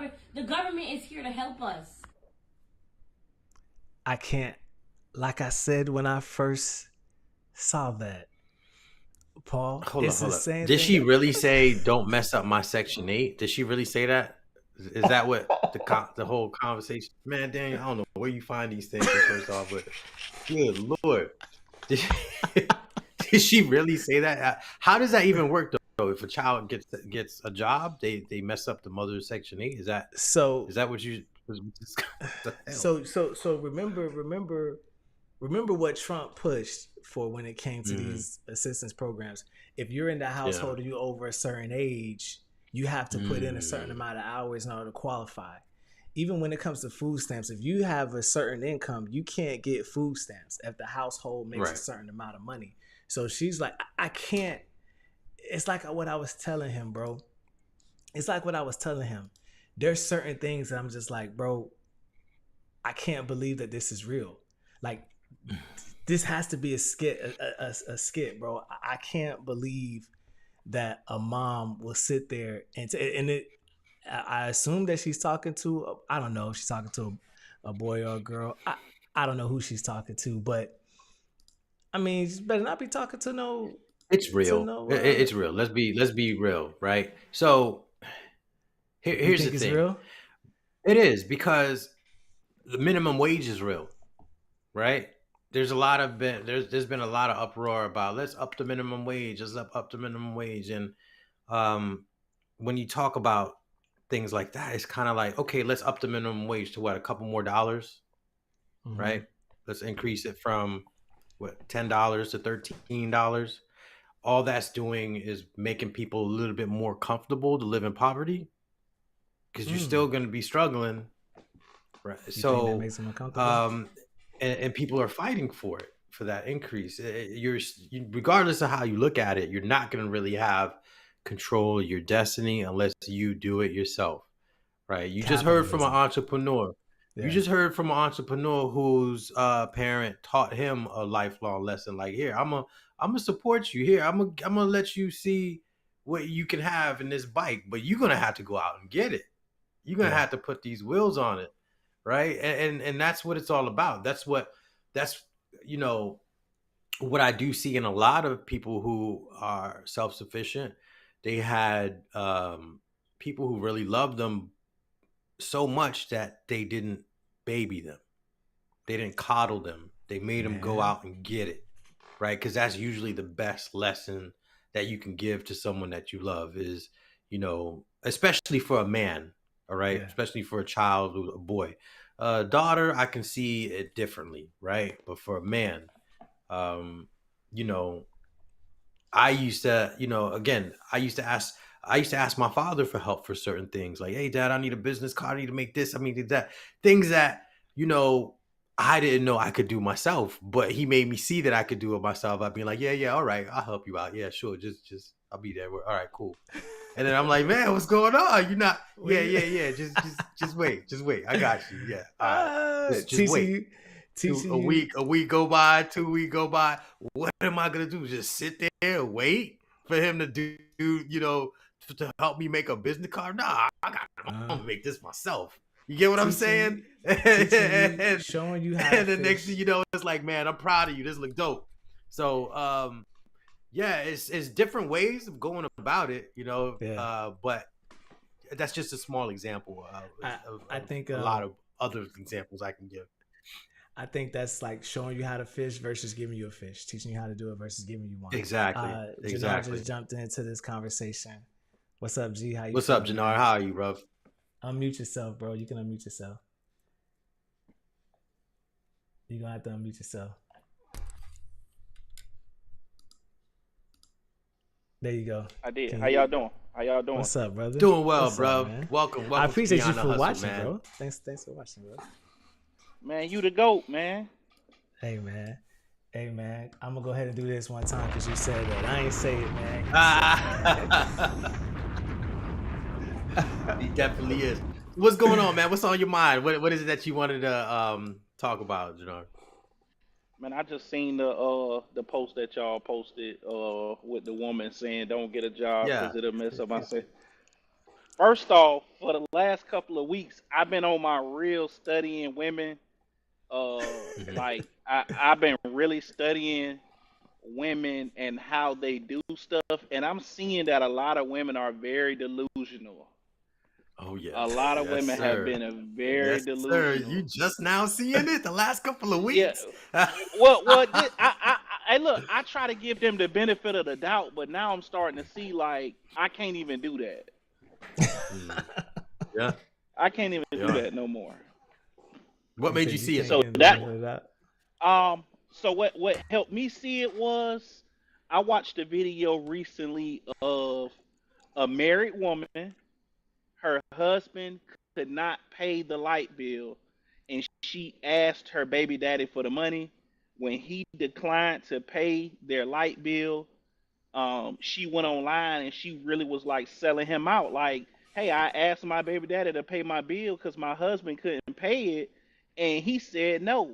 Even though his kids stay here, he declined to pay my bill, and it's like, bro, like you got a whole husband at home, and you asking your baby dad, like, first off, how did your husband even allow you to make this phone call? He didn't allow that. Unless you did it behind his back. So Definitely. that's one. Definitely. And then it's like, bro, like you don't know what your baby daddy got going on in his life, and you expect him to. If that's the case, send my kids with me. Give me my kids, and my kids will have lights at my house. And you and your message. Right. Whoa. Oh man, the powers that be, they ain't want you to they ain't want you to continue, Jannar. You speaking too much heat right there. He's speaking too much heat right there. Let's get him. Yeah, the powers that be don't want you to get on, man. You getting too hot. Oh man, I don't know. What is up with our ability to have guests tonight? We didn't do it. This is just beyond the hustle. This is just beyond the hustle. But dude, is he coming back on or what? What's going on with that? Let me see right here. I thought he was back on. There you go. Let's see. At least I don't have to stay. Z, can you hear us? At least somebody else. Yeah. Okay. I'm back.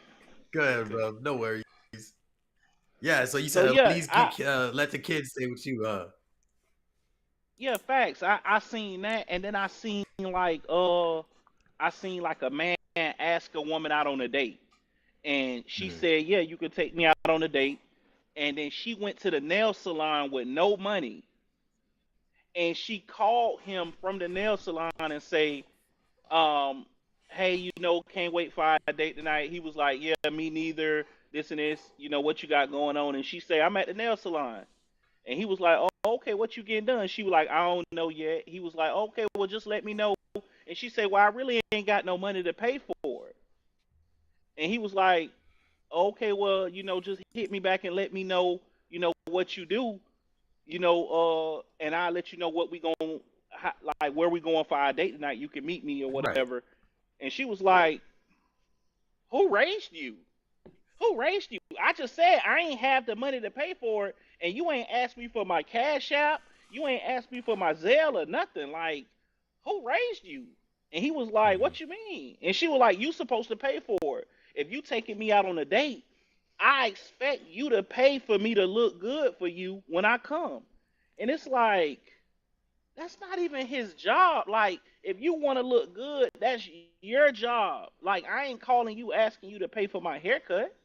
I ain't asking you to pay for my, you know what I'm saying, my outfit. You know what I'm saying? So I'm like, just those type of things. Those type of things that I'm seeing. Women going out, men asking women out on dates, and a woman brought her whole friend club, like 3 friends with her, and say, hey, pay for my friends too. A woman brought her kids with her and say, pay for my kids too. So it's like, just seeing, it's weird. It's weird to me. that social media narrative, man. It happens, For the though, most, Daniel. it Really does. happens. I believe it happens. What I don't believe is that it Here- happens at the rate that social media and entertainment is trying to get us Oh, to no. believe. No, It's trying Daniel. to get It does people to happen. believe.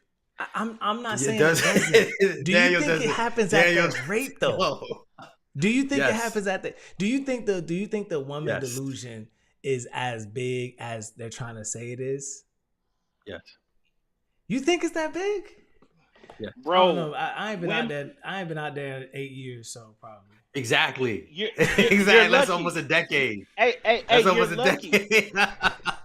Hey, very much so.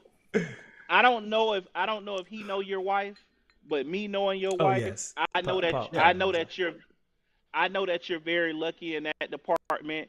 When it comes to a lot of these people saying, you know how it's been like this little cliche saying like, boys, it's piss in this dating pool. People have pissed in the dating pool.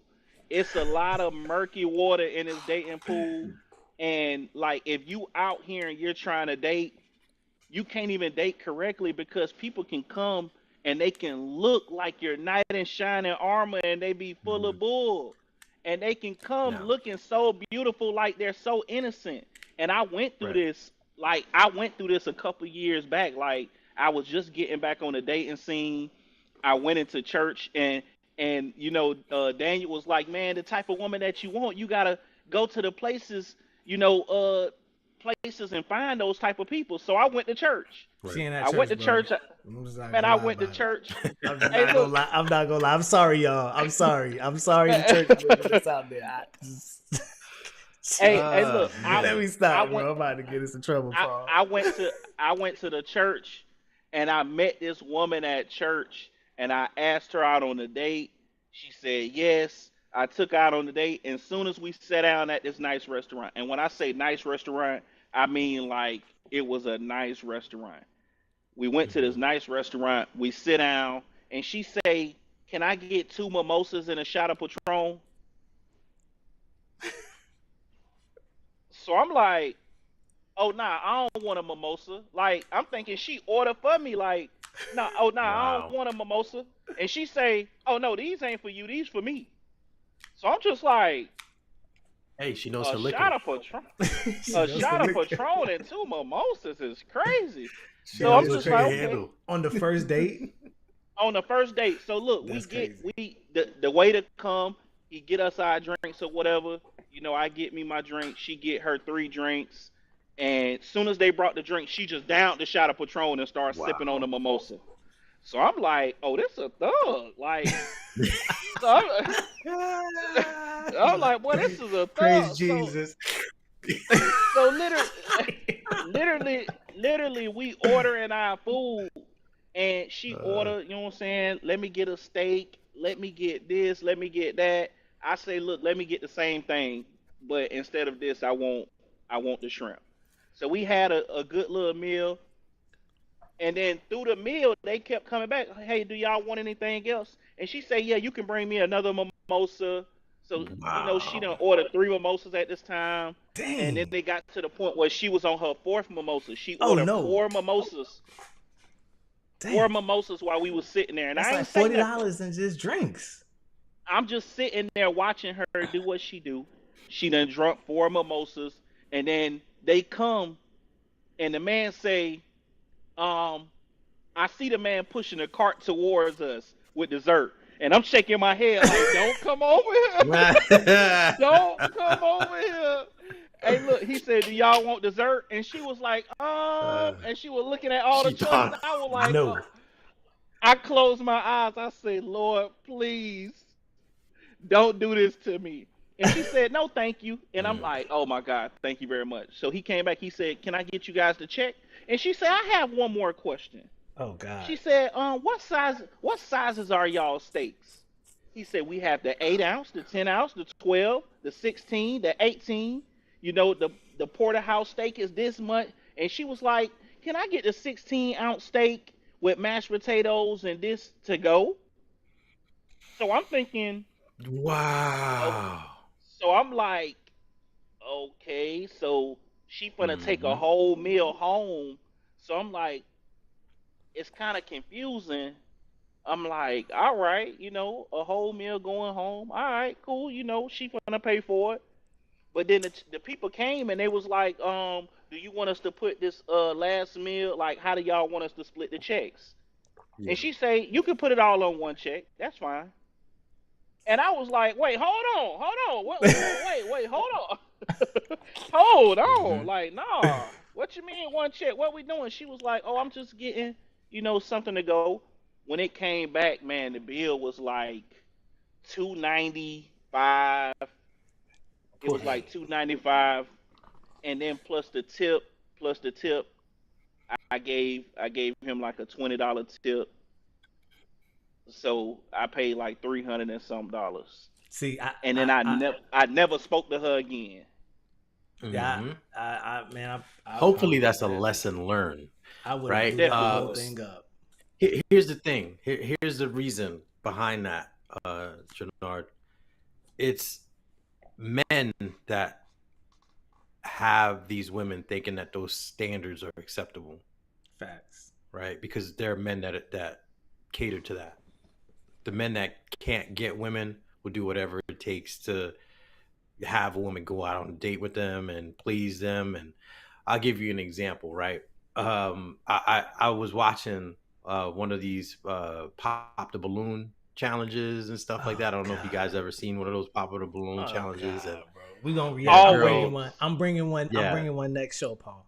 We're gonna react. Yeah, to the girl said the girl had like two guys, with a balloon, and she asked one of the guys, "So, what are you gonna do for me on our first date? What's a good first date for us?" He was like, "Well, for our first date, I'm gonna fly you to Greece, and we're gonna go and have a good time. There's a good place in Greece with a nice scenery." Everybody started laughing. All the other guys erupted in laughter. Like, what's going on with you, bro? What are you saying? Greece?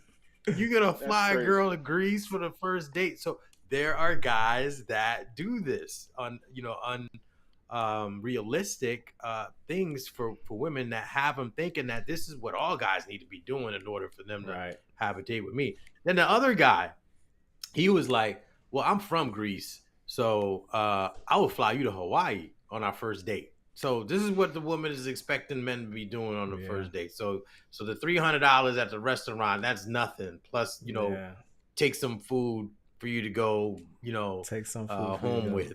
That to them it's nothing. To the other guys who popped the balloon, they already seen it. They're like, nah, man, we're not having this. This is not how we get it down. Yeah. Right. So it's the guys. Unfortunately, it's the guys that can't get the women that allow the women to dictate how things are gonna go. And if you're not gonna be putting your foot down and letting a woman know, like, this is not how I roll, she's gonna milk you for what it's worth. For real. Yeah, that's just the way it is. She's only going to do what you allow her to do. Facts. In other words. And in this society, women are not really looking for masculine men that have standards. In other words, they're not looking for women that want to see what kind of value you're going to bring to the table. They're looking for men that are willing to do whatever it takes just to get them to go on a date with them.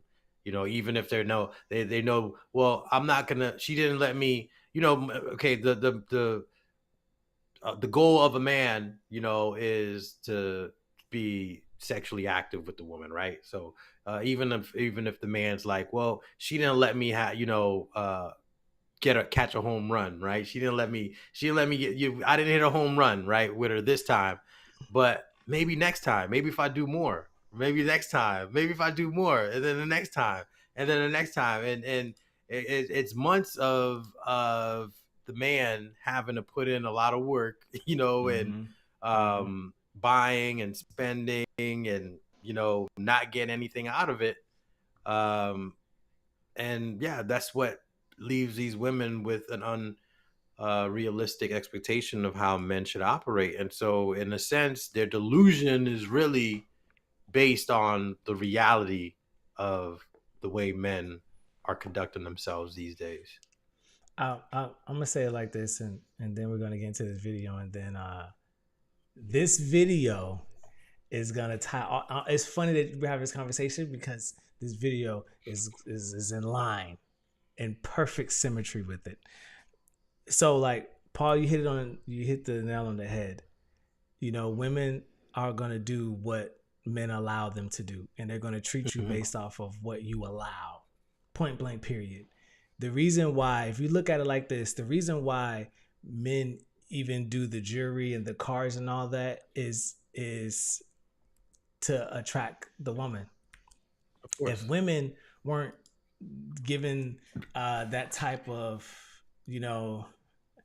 man the time of day, men would stop doing that because it's based off of the trying to attract, a woman. The same can be said from the way that men, the women treat men. They're only going to do that based off of what men allow. And if men stop allowing women to do that or behave that type of way, it will go away because the women that behave that way would not couple up. So if you want a man in your space, well, then, and if you want to continue that behavior, you don't want to change it, well, then you're just not going to couple up, and that's just it. But the sad reality is men still couple up with that type of woman because, and they do it because they don't think that they could get what they want, so they take what they can. You know what I'm saying? Right. Which is okay because you might not get a woman that looks like this, yet you could get a woman to treat you the way you want to be treated, right? So it all depends on what you want. And Jannar, you hear me talk to you about a lot. Like I blame the men personally. Like I'm not saying that the women aren't blameless, but I blame the men because men control access to relationship. And you're giving the women that time of day. That's man. Listen, are you married, sir? Heyday. Is he married? Oh, you talking about me? Yeah. It's complicated. Legally, no. Legally, no. I'm not. How long have you been out the game? I don't think so. How can I say? I'm not tiptoe, Paul. Tiptoe. Yeah, I'm not oblivious to how the game goes. You get what I'm saying? I'm not legally married, but I'm always open for opportunities. In other words, you know what I'm saying? But here's what I have to say. Here's what I had to say about this, right? I believe my belief system is that a man who can provide for women or woman and their children, has options. He's able to, see what kind of options are out there for him.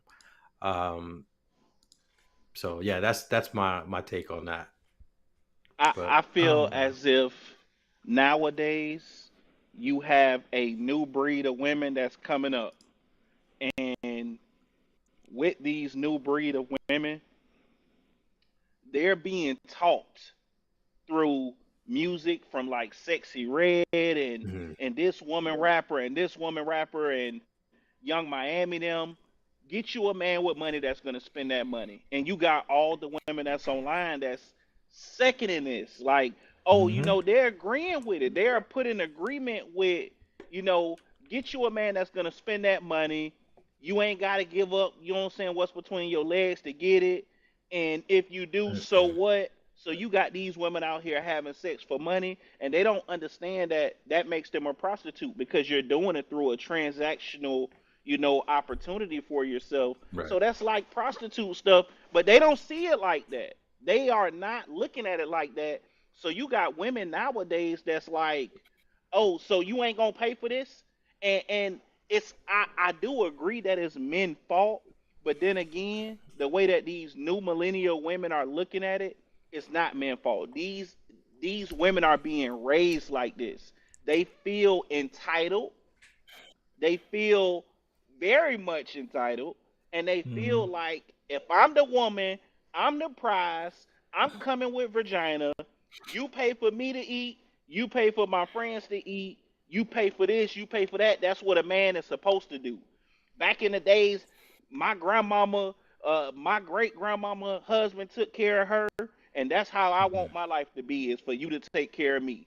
So it's a Right. big misconception of what grandma did even in the household back then. They not looking at that. They just looking at the fact that, oh, I'm old school, and they don't be old school.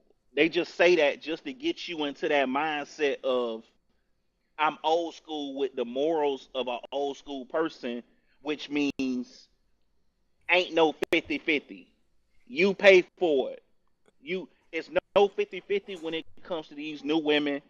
It's no, like, a woman is a helpmate. But See, nowadays women don't even want to help. They don't want to help at all. They just see, want they just All right. want what comes to them. But Jannard, I put it. I'll here's say it where like I have this. to this give my opinion on, right. Right. So there's a difference, right? A man should live in abundance, especially if you're a single man out there. You're not, um into the conventional way of things, right? You should live in abundance. Let's think about all the greatest men out there in the world, right, or in history. um Look at how they lived. Okay, they were always living in abundance. But let's go back to the 50-50 and the providing. I think that is the duty of a man to provide for a woman, to take care of a woman, right? Now I get it.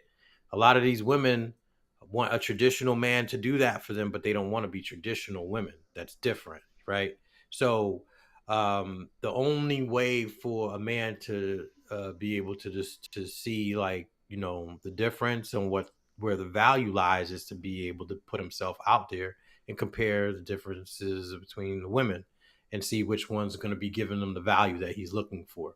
If you're the type of man that's not out there, that's not being able to interact with women or pick up women or deal with women, then you're limiting yourself to a small, demographic or small opportunities. You're not having the opportunities available for you, right? But if you're putting yourself out there and you're dealing with a lot of women, you're going to be able to see, which one's going to be the right fit for you or not.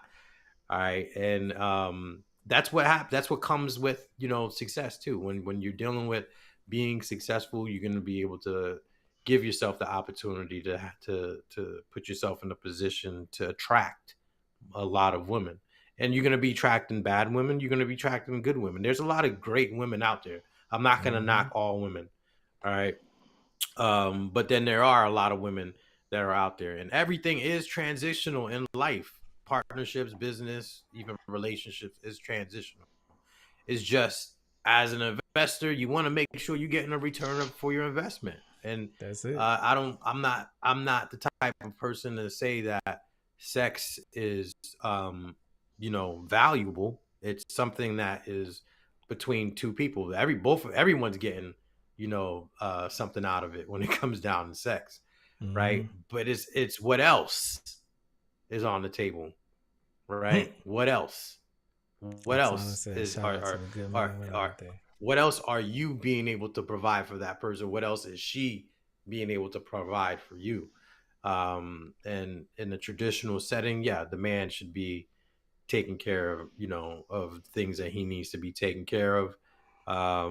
You don't want your woman out there in the world. You don't want her grinding like you, facing the issues that you got to be facing, dealing with the world. You want her to Yeah. be able to be in her feminine, right? So that when you're out there clashing with the titans and you coming home, she's good and readily available to suit your needs and stuff. So the whole 50-50 concept, to me, it's again, it's situational. You might every Yeah. man is different. You might be a man that might need your woman to help you out at times, but I think the man shouldn't want the 50-50 type of ideal, especially in his household. You should want to be able to take care of your woman. You should want to be able to provide for her, right? You should want to be able to have her, comfortable. And if she does want to go to work, you should want to be able to create that opportunity for her to work for you, right? And make money for you. That would be the ideal setting, right? In my opinion. But of course, there's so many different variables, so many different situations that every man could be put in that scenario. All right. And, some women have to deal with the 50-50 situation, right? I mean, sometimes it's like that. Sometimes it's to the point where a woman would have to take care of the man, but the man has to take care of other responsibilities too. But in general and ideally, I would think, right, that the man would want to be the one to take charge, take leadership, take on the responsibility, have the battle scars, and leave the woman with as minimum as trauma as possible. You want to be the one to take the bullet, to bite the bullet and take the trauma and deal with fighting with the wolves and the sharks that's out there, right? I got something I want to say to that too. Let me. Yeah. Go ahead, Dan. I'm sorry. But in order to determine what kind of quality women are out there, you got to put yourself out there, and you got to deal with these women. You got and when you see the ones that don't fit your criteria, just go on to the next. And you know what I'm saying? And I agree with what you were saying, Jannard, that the women are being bred that way, and they're like farming. They're farming. But they always been that undesirable like women. Yeah. And that's what I'm saying. Yeah, it's been there a lot. Yeah, they're farming them. The blame I put on men is that men allow that farming. That they allow those women to still couple up. If the type of woman that is being presented is not desirable, on to the next that quickly. One conversation will let you know if a woman, because you could smell the BS, you could smell the lies, you could, because of the type of answers, the surface level answers, the surface level conversation. If a woman is giving that surface level conversation, bro, it's on to the next based off of what the man desires. I can't speak for every man, whatever their filter is. Oksana says farming. That's a gaming term. My bad, guys. No, it's the truth, though. It's it is making the truth. It. So like, bro, and we on to the next, bro. Like like when I was my heyday, babe, before you, man, listen, I don't want to get too deep into it, bro. But listen, hey, listen. Look what you did, Jannard. We exchanging a few words, and based off of that sentence, I could tell, and then it's goodbye, or exactly. you're getting what you want out of the exchange, and then it's on. But if I'm giving you, based off of what you're giving me, is going to dictate what I'm gonna give you. Some of them ain't even make it to that restaurant. I ain't gonna lie. Exactly. Not everybody getting that restaurant. That restaurant come with a price. You know what I'm saying? Exactly. And if you ain't willing to pay the price, if you must be this tall to get on this ride. Not everybody getting that. We growing crops. Oh yeah, I mean that is farming, babe. Like farming. If you personalize it, yeah, that is type of this. But like I say that to say I'm joking at it, but at the same time, it's like not every woman is gonna get the same treatment like the next one. If you on that date, that's serious. That means we having multiple conversations before it's even going out there. And if the conversation ain't where we're going to, we ain't getting there. You know what I'm saying? It means you fit the selection process, right? Yeah. In order to even have some food with me, right? It's still not even, solidifying anything. It's just the beginning. You just passed level 1. Because for some of you it's going to be Smoky Bones. For some of you it's going to be Bahama Breeze, and then maybe we could get to seasons 52 for the other ones. But I mean, it's like there's levels to it. It's and because I look at it like this. I look at it like like a draft for the league or whatever like that. All these kids is going to in high school, and all of them going to college, but not all of y'all making the draft. And then the ones that make it to the draft, not all of y'all gonna get called. Some of y'all gonna go to the G League. You know what I'm saying? Some of y'all gonna get called and get that hat, and then some of y'all gonna get in the game. Some gonna be on the bench. So it's just like that screening process. Your screening process got to be A1 to where you ain't even getting through that door. I'm just saying. As far as things being transactional, Jannard, it's always been like that. You've heard of the term, right? That prostitution is like the oldest profession next to whatever the oldest profession was, right? So whatever the oldest profession was out there, there was the reason why them guys was making some money is so he could have as many wives as possible and be as successful as possible. I mean, kings were kings for a reason, right? They wanted to be kings for a reason, dude, right? Successful men want to be successful for a reason, right? And so that's not the problem. It's just the problem of allowing your resources to go to women that are not bringing value to the table. Don't deserve it. That's what the problem is. Yeah, and that's why I blame men. The only way you got to be, so it's not just you think that, okay, I got this girl on a date, I'm good, I'm solid, we gonna be good, boy, that's my girl, nah, man, you should have 10 other ones lined up, so that you can go through a selection process, and then maybe that 10 doesn't work. Look, even the wealthiest men, bro, go through divorces and all that stuff, so it has nothing to do with money. Right? Look at all I could go through a whole list of celebrities and millionaires and billionaires with divorces down a list to, I mean, just you can name it, from Dr. Dre to Jeff Bezos, Bill Gates. I mean, I could just keep going and going, and Al Pacino's, you name it, and keep going. So it has nothing to do with the money. I will say. Say that, I G, and will then say, I want to do this video before we get out of here because we got I 2 will hours. say,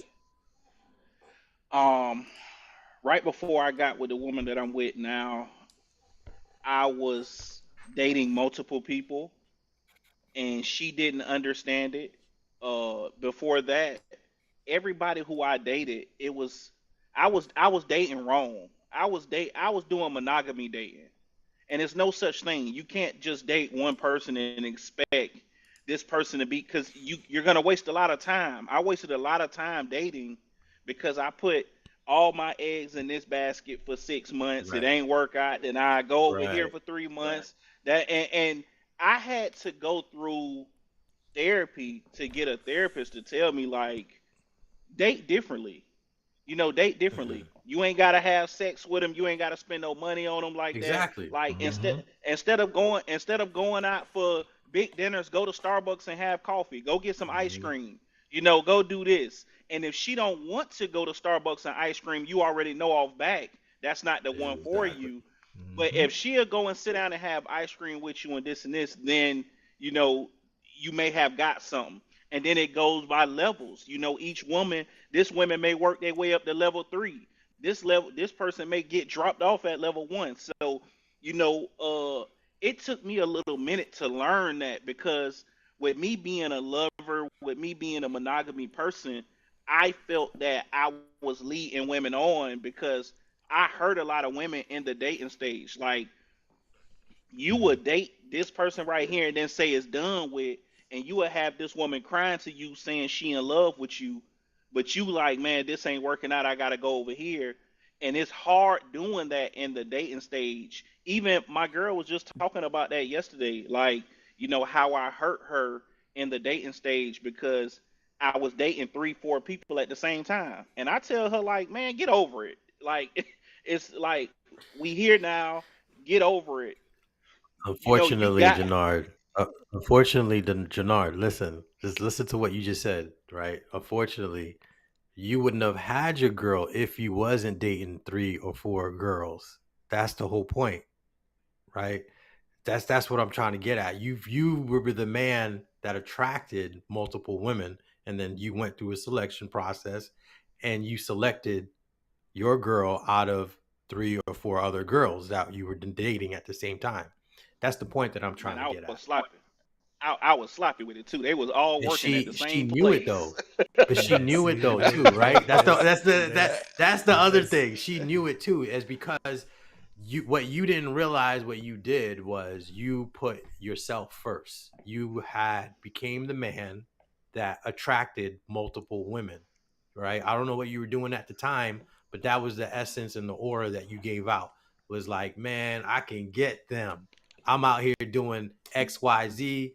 You know, you were probably making your money. You were probably fit. You were probably, you know, had that charm and charisma based I off never of was the. fit.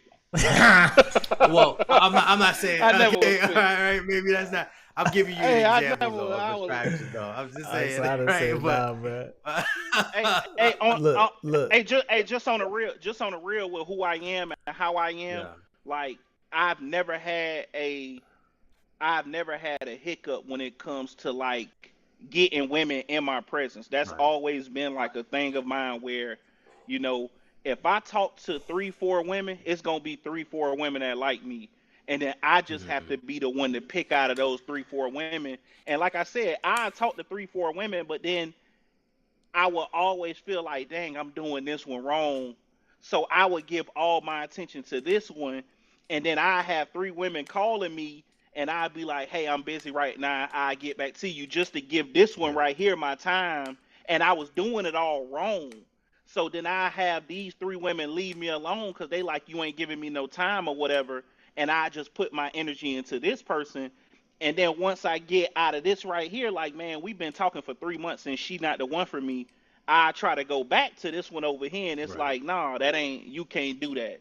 So I just got comfortable with, dating for real. Like, hey, I don't want no sex from you. We just gonna go out and we gonna eat, we gonna do this. And then it got to the point where we is gonna have sex. Like I crossed those thresholds and, you know, then that becomes more crazier because you get people that falls in love. It's just crazy. I didn't know how to date them. They're supposed to fall in love. Go ahead, let's jump into this clip. Let's do this, and then we can talk some after that because I wanna wrap this up. But this right here is gonna wrap up everything that we're gonna talk about. And I got something. Just watch this. You putting first your son, your father, or your husband? My son. I'm putting my son first. My father, then my husband. My son. And then my daddy. And then my husband. My son. Then my daddy. My father, then my husband. Why the husband last? Let me know something. Because regardless if me and him together or not, my daddy and my son gonna be there. So fuck it. Son and husband, or my son, my husband, then my daddy. My son, my father, my husband, yeah. Okay, why y'all put husband last? Let me know something. I love my daddy and I love my son. I birthed my son. Why wouldn't he be first? And my daddy, like, man, that's my daddy. Come on, you my husband. Husband, son, father. I feel like if I get married, my husband is supposed to be like the head of the house. That's supposed to be, you know, the leader or whatever. That's the best answer so far. That is, and see, this goes into what I was saying. That question right there, out of all of them, that's the only one that would get attention. That's the and one. It doesn't take That's it a doesn't. fact. But see, that's what I'm saying when I say what I say. G, is I blame men. Women got to take the ownership of how they're being farmed, right? It's the men's fault for harvesting that crop. Just because it grows, or just because, like you were saying, just because a woman want to ask for your money or want to ask you with all that stuff, I don't mean you gotta say no. You can say no. Doesn't mean men gotta say yes. Men allow that. All them women, I guarantee you, there's a man out there that's gonna talk to every single one of them with that mentality, and they're gonna give way to it. When the only one that should get picked is that one right there. Hey, this is what I was saying. So that's why I say I blame men, because it's not. It's the women's fault. It's the woman's fault for remaining once they see the error of their ways. It's their fault for remaining. Yet it's the men's fault by saying, "Oh yeah, I'll take you with that mentality." No, that mentality. This is what time of day. This is what I was saying earlier when I said it's a breed of new women that they don't care if you show them the error of their ways. They're still gonna believe what they believe. Oh, my son come first, and then my dad. Even though my dad ain't my husband, he gonna be here if this nigga leave. They just look at their husband as just another nigga, and that's what's wrong with them. So, like you said, she'll be the only woman that I come and talk to. No, then again, she should be. Yet the other ones are getting. You got to know her mind. But that's what you got. What you guys got to understand too, right? Dating is also a new concept. Dating, it has not always been around. It's always been arranged Vetting. relationships, That's arranged true. marriages, and dating is like a 200-year-old type of situation. So yeah, you're right about it being a new breed because dating is new. Dating is not, you know, um, what was it that men were getting when they got married was, a woman that wasn't promiscuous, a woman that didn't have a high body counts. They knew that, hey, this was the woman that I'm the only one, that she's ever been with, right? So there was always an initial bond to their situation. So she didn't have that type of response like these Right. women are having as saying that, yeah, well, my son first, my father. No, that those are women that have been through the ringer, right? Yeah. So, they're not gonna be able to bond with the man like that because they've been dating already. That's true. That woman who said husband, you could tell there's innocence. There's a sense of innocence. She's hasn't been through the ringer like those other ones. So it's a now that we're living in this society of dating, it's up to us men to Yes. date, with intentions, date with, knowing what you just don't date for the hell of it.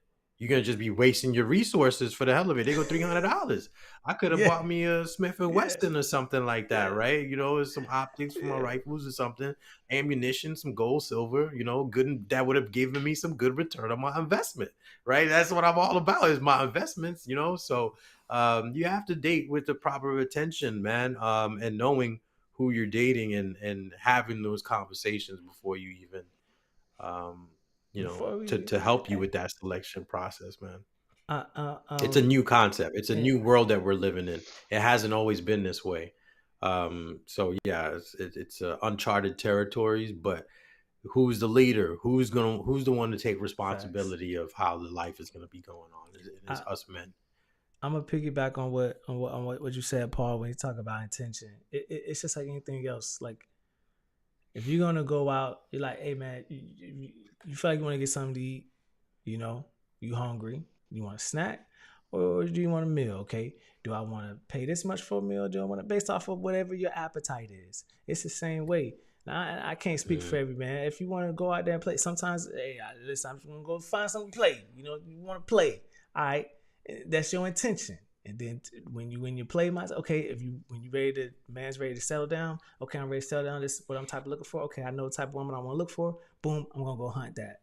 You know what I'm saying? So like it's what you going out there for. Like Paul said, you can't just be out there going out there because then you're gonna waste your resources. Then anything that come across, you're gonna take and then you're gonna move that way. And then men have more, and this is what I want men to understand. Men have more power, more say, and more dictating than they think they have.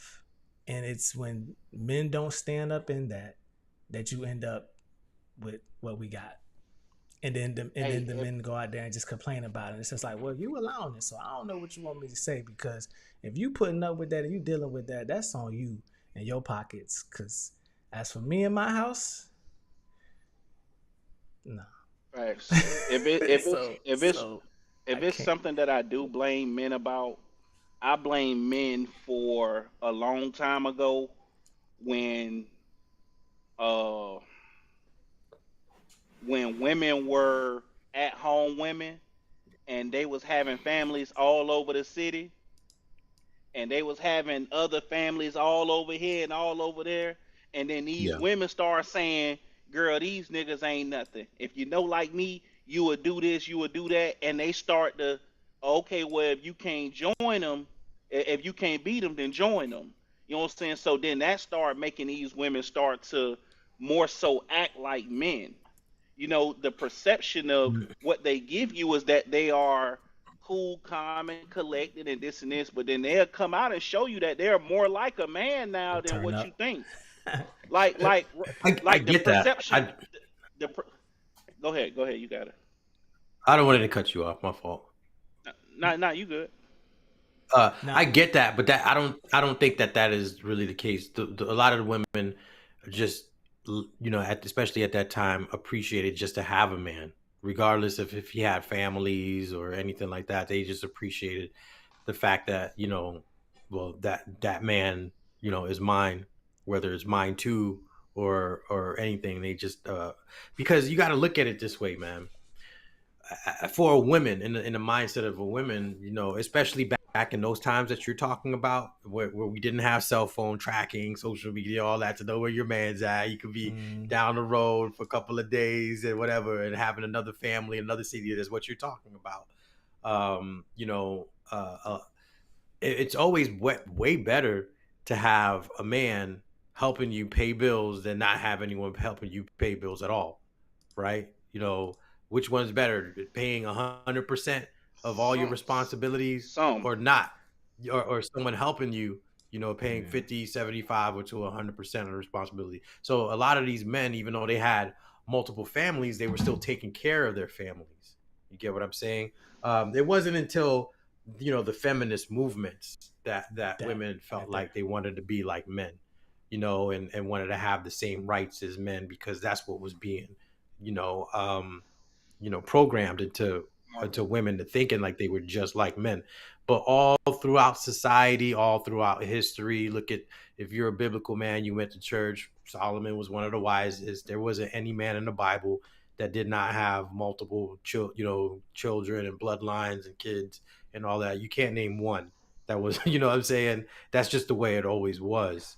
It was for men to be able to procreate. That's just the nature of biology in itself, regardless of religion. It's just a biological thing, right? But it's just, when it comes down to it, men have a duty and a responsibility to take care of whatever they're dealing with. And that's where it came down to. And women were, even though they might have not liked it, even though they were jealous, they might say something, but the actions are different, right? Because they're still embracing the man as the head of the family. And they're happy to have a man. They're just happy to have a real man that's going to take care of responsibility and duty. It's the outlook of the men that really has changed the course of society and the way things are going, because men don't want to take responsibility in themselves and stuff.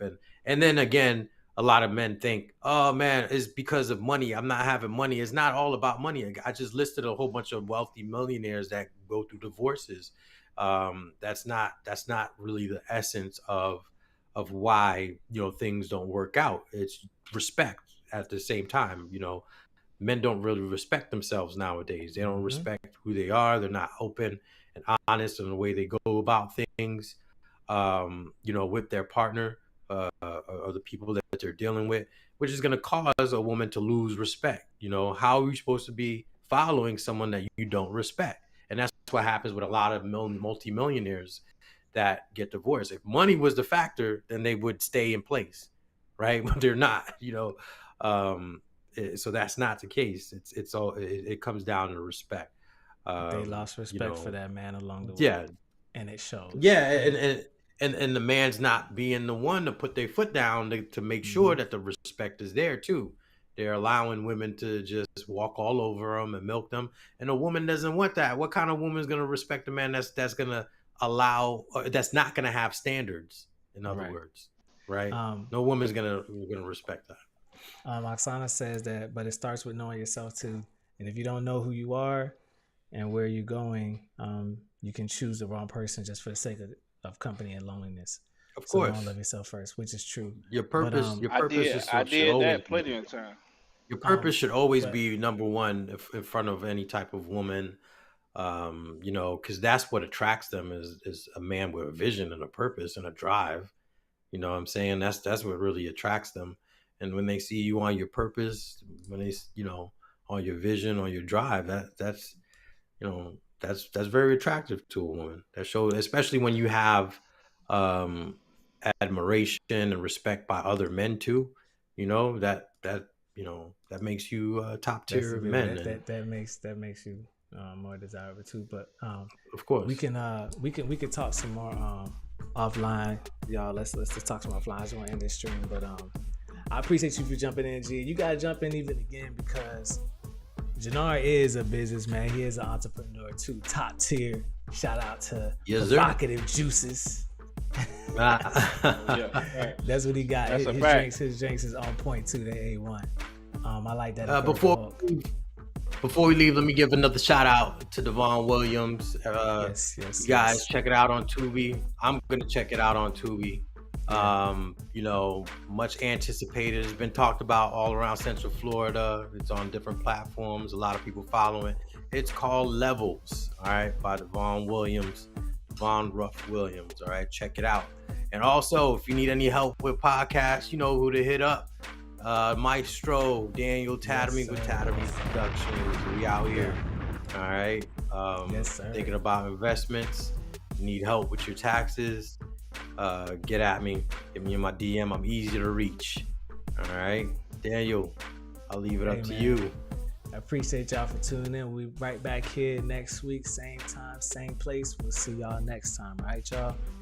Deuces. Appreciate you.